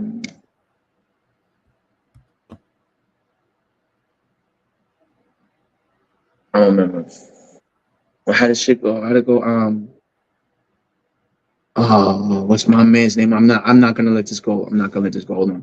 My mama, because it was the first time I spoke to him, and I was on a Zoom call. Right, it was it was producers calling a Zoom call. Mm-hmm. And I was on it with him. It was Granddaddy IU. Wow. When Granddaddy IU, I'd meet him on a Zoom conference. Me and him took, yo, we just get along famously. We cracking up. Everybody watching me and him just go back and forth, laughing and telling jokes to each other. Because I was teasing him about the something new from the Granddaddy you. And I was like, yo, I said, yo, Granddaddy. I said, yo, King. I said, how you move? Who was shorty that sang that something new? Well, I was like, yo, what? He told a story that they didn't realize she was off key, and the record come out and it's off key. So I didn't even know this. So this was such a hilarious revelation for me. And while we on the Zoom call, we just having such a great time. Like, yo, son, let's go. We're gonna do something. Let's link out. Next week. Oh. And what was crazy was on that Zoom conference, he had the screen blacked out. So I thought he might have been chilling, you know, rolling up some weed or whatever, whatever he was doing, he might not have wanted everybody to see him doing. You know what I'm saying? Right. But we don't realize that he got it blacked out. God willing, I don't know. You know what I'm saying? I don't know the cause of death, but he might have had it blacked out because he was out of sorts. You understand what I'm saying? So, you know, when you seeing not only people that you grew up with, like you grew up with them. I grew up with Prince Marky D. Wow. I grew up with these people, bro. Fat Boys, I grew up with them. You understand? I grew up with these cats. So when you hear it, Ecstasy made this thing possible with Jalil. Yeah. He had such charisma that even though Jalil wrote 99% of all of Houdini's songs, which I'm sure most people don't really realize, yo, Ecstasy, born and raised in the streets of Brooklyn. There's 3 of us, and we're all good looking. Okay. All right? Get it right. Funky beat out this joint. But don't forget, the freaks come out at night. That song, my mother used to rock to that as the bar. You heard? They made hip-hop palatable. So when Ecstasy died, come on, fam. Yeah. And so, yeah. When you see that, bro, and you realize your mortality is impact. Yo, I'm gonna die. I'm gonna die one day. Yeah. You're gonna die one day. One day, it's gonna be the end. It's gonna be the last. One day, right? Mm-hmm. I give you a better one. I give you a better one. Because this one that hits. One day, for some of us who haven't experienced it yet, one day our mother is gonna pass away. And the whole story of her, like it's over, yo. Like she's no longer in the show. Like the show's she doesn't guest star on the show no more, yo. She never gets to say her witty lines again. She never none. It's all over, bro. Like she never comes in again. And it's like when she comes in, everybody be like, "Yo, grandma, oh yeah." It's over, and their part of the story ends, and the story's got to keep going on without them. And you live the story, and they're so important. Like when you did this or you did that, they're not there anymore. Like I feel some way that Michael Jackson don't exist anymore. I feel that Prince doesn't exist anymore. I was about to say Prince. That's how I feel about. That's how I feel about True Gore the Dove. That's how I feel about Dove. Yeah. I ended up doing I have a thing that I do on Instagram. It's called 1 Minute Takedowns, and basically I just be taking old beats and just redoing them my style. And I love how you did the Wu-Tang one. Can I just say that one was dope as wow. Man. Thanks, bro. Thanks. You know what I'm saying? And so you know the vibes of it is when I did the De La Soul one, I managed to filter the video, you know, such that I actually kind of looked a little bit like Dove in the video. When you get off the joint, take a look at it. Yeah. There's a scene that it's like, yo, I'm channeling them right now. And the way I rhymed right in the pocket. You would think that I wrote it while all together, like we was all in the same room when I wrote that. You heard? And that was that's the only way I could find closure to that. These dudes are as close as you could get to being mentors for us. Yeah. On some like an artistic people. To a lot of people. Yeah. And they was the original ones to free us up to be weird and different and geeky and unique and not be ashamed of it. They were the ones that gave us that. They really gave us that permission. And so to see somebody like that go away, man, it's like the permission is gone. You know what this is like? It's like you and Haas did Fruits of Nature. De La Soul did 3 Feet High and Rising. You and Haas went and switched it up and did Unleashed. De La Soul switched it up and did Stakes is High. Very similar comparison. No. Then they do De La's Dead? No, but De La Soul what I'm saying is De La Soul's Dead was still like the hippie phase kind of. But Stakes is when High. They did what wasn't De La's Dead? Wasn't that the second album? Yeah, it was the second. Well, what I'm saying is I'm not going by when the No, I know you're not going chronologically, but what I'm saying is that to your point, if I got it right, their first album, right? Because even De La had that experience. Their first album was what it was, which was this very creative space. It wasn't even that it was lighthearted. It was just a creative thing that was unique and abstract. Yeah. And then but the feedback they got with all that Daisy Age stuff, right? And how people start calling them hippies and trying to. So these Dave and Paz, again, another pair mountain-sized men. Yep. So these dudes is not small. No. So now they traveling from town. Cass is thinking these dudes is going to jump out the thing like, and they getting their ass whipped playing with De La Soul. Maceo was a big dude, still is. Yeah. These cats they're not playing, right? So the second album is De La's Dead. Right. Because now they have to assert themselves with cats because they feel some way. You know what I mean? Like, yo, y'all are mistreating what we've given you. You're mistreating me and what I've given you. I gave you this fly shit. I'd let you be different. And instead of just letting it rot, you think that this is all that I am. Like you think that all that I am as a person is this Daisy shit, and I'm not. I grew up in Long Island, yo. It's real in these streets. Yeah. I know how to throw these hands, yo. I grew up fighting. I had to live my, you know what I'm saying? Like this is what these cats had to let people know.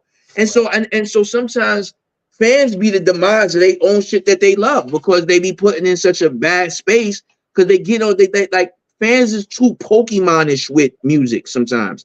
Whereas like you think we trading cards and yo, I choose you and you gonna throw them like nah, son, that's not what this is. This is art. Yeah. This is about it's about your personal enrichment. Yeah. It's not about, cult of personality. But yeah, Prince Marky D is what set it off for me. Wow. Like he was the one that made me go extra hard. Him, and then when I was talking, and then when I talking to my mother, she said to me, I was talking to her again, having a conversation with her about what I do and whether it's a worthy pursuit. Mm-hmm. And she said, "Son, you literally built your family a house. You didn't go buy it, you built it. You literally did that. You raised your children all the way up, and they're still here with you. You have been with your wife now for 27 years. Wow. You heard? If I got it right, yeah, 27 should be 27 years. You heard? Wow. Yo, she said, yo, go do what you want. Enjoy your life. She said, but one thing, and as long as you're having fun, then do what you want, but keep it hip hop. That's what my mother said to me, yo. My mother told me to keep it hip hop. You think I need anybody that was it? You understand like it's over now, King. Like, y'all can't tell me nothing. I got my I'm brother's going. side. You can't tell me nothing now. My mother told me to keep it hip hop. Man. Like, yo, could you imagine your old moms being like, yo, D, keep it hip hop, baby? Yeah. What? Yeah. Let me go work on that mix then. Thank you. Yeah, you're right. Let me go. Yeah. Let me go work on that mix. I'll be right back. My turntables are right here. Let me go. Yeah, let me get to it right now. That's Right. marching orders right there from old moms Yeah. to tell you that, but to tell you that on the strength of first assessing your life as your mother is assessing your life and telling you you've done enough, go have fun. Yeah. So that's what, like, for me, so that's what hip hop is only about for me right now. I'm only doing things that are fun for me. I'm only going to enjoy myself, and I'm only going to get better and better at this because hip hop is an intellectual pursuit, and I will continue to become smarter, and I will continue to have experiences, and I will continue to articulate those lyrically. So I do want to say though, in closing on this matter, Yes. that rest in peace to all of the fallen MCs, Mm-hmm. Bismarcky, so many others that are gone. You know what I'm saying? Heavy D. Oh, Mr. C, Heavy D, yes. Young Dolph, Yeah. Extension. Yeah. You heard? Yeah. All these young brothers and sisters that's young and dying long before they supposed to. Yeah. You heard? Or should at least. Yeah. And all of our brothers and sisters that now have reached the end of their story. And we're not going to hear no more rhymes from them. We're not going nothing. They gone, man. The dudes that was saying shit that was important to us is not going to be around no more. Yeah. And so I think that, hopefully we just honor this culture Mm-hmm. and honor what they helped establish and remember them Right. and remember their name. And if the opportunity presents itself, support those that they leave behind. Because I think that's important too. Mm-hmm. Jalil is selling the One Love t-shirts and the One Love. He got that t-shirt, he got the Friends t-shirt, he got the Houdini t-shirt, got 50-year hip hop shirt. So I have this morning live that I do called Morning Flow with Kool Kim. I stopped for the time being because I've been renovating my house and stuff, so it's too much to be doing. Mm-hmm. And one day Jalil happened to pop in, like was watching. So I was like, yo, let me take a moment to give Jalil his flowers. You heard? And Mm-hmm. one of them type of things. And I just spent some time. I spent some time. I'm long with it, so I wasn't just no short thing. I Right. spent time talking about how important Houdini is, how important Jalil is, and then I used that as a segue to prep everybody to go buy his T-shirts. And so I'd like to say we made about 6 or 7 sales on that live, which I thought was a good per capita based on the fact that that's a decent turnaround when people on your live. I don't even have that many people be on my. I got hundreds of people on my live, so it was like damn, everybody that's on the live went over there and bought his drinks. You heard? Right. But hold on a second, King. No, you good. You good. Wow. But the problem, but the thing what it was that You know, we all went and bought the shirts, and like the shirts was like, let's say they $25 a shirt. You know, 6 people buy the shirt, that's $150, B. $150, that's electric, yo. You know what I'm Yeah. saying? Like, that's $150, that's electric bill, that's water bill. You heard? Like, it's not no joke like that. You know, everybody be counting people money when they're like you're gonna get a lot of money because they want to determine whether they want to give you any more. But people don't be just like thinking about like, yo, man, you know, there's 6 of us, 7 of us buy a shirt that pour into my brother that did something for me without even knowing who I was. Like I Yeah. can do that for when people do great things that means something to you, you're supposed to like support them. Like that is something that you like. You're supposed to honor your elders. You Yeah. understand? Like you're supposed to pour into them. You know why? Not because people got this mindset like, they're gonna die anyway. What do they need with that? What do you mean? What do they need? Comfort. Hmm. Right. They need the validation that says, yo, what you did was important and you mattered, and let me pour something into you. Because I bet you still got dreams and hopes and goals and aspirations for yourself. Or who do you have? Maybe you have people in your life you want to do stuff for. Yeah. And since you've done this beautiful thing for me that means so much to me, that impacted me, that made a way for me, that I can do things that you probably couldn't do with the thing that you helped make possible, right? Mm-hmm. Well, let me at least mobilize my people so we could go buy some shirts or a song or go, excuse me. The hell with a boycott. What about a boycott? What about buying into people that we believe in?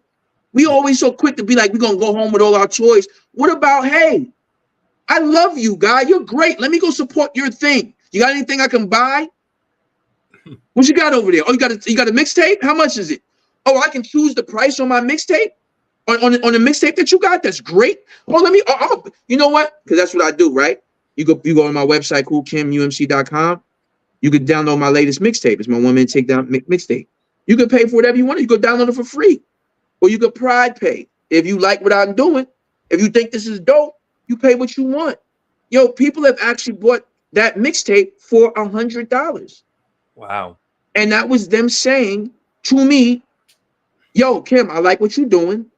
And literally sending me notes like, yo, son, those 1 minute takedowns, I look forward to them whenever you post them, you don't even know, son. I'll be looking forward to them. I'm going through a rough patch and I need that, son. Thank you for that.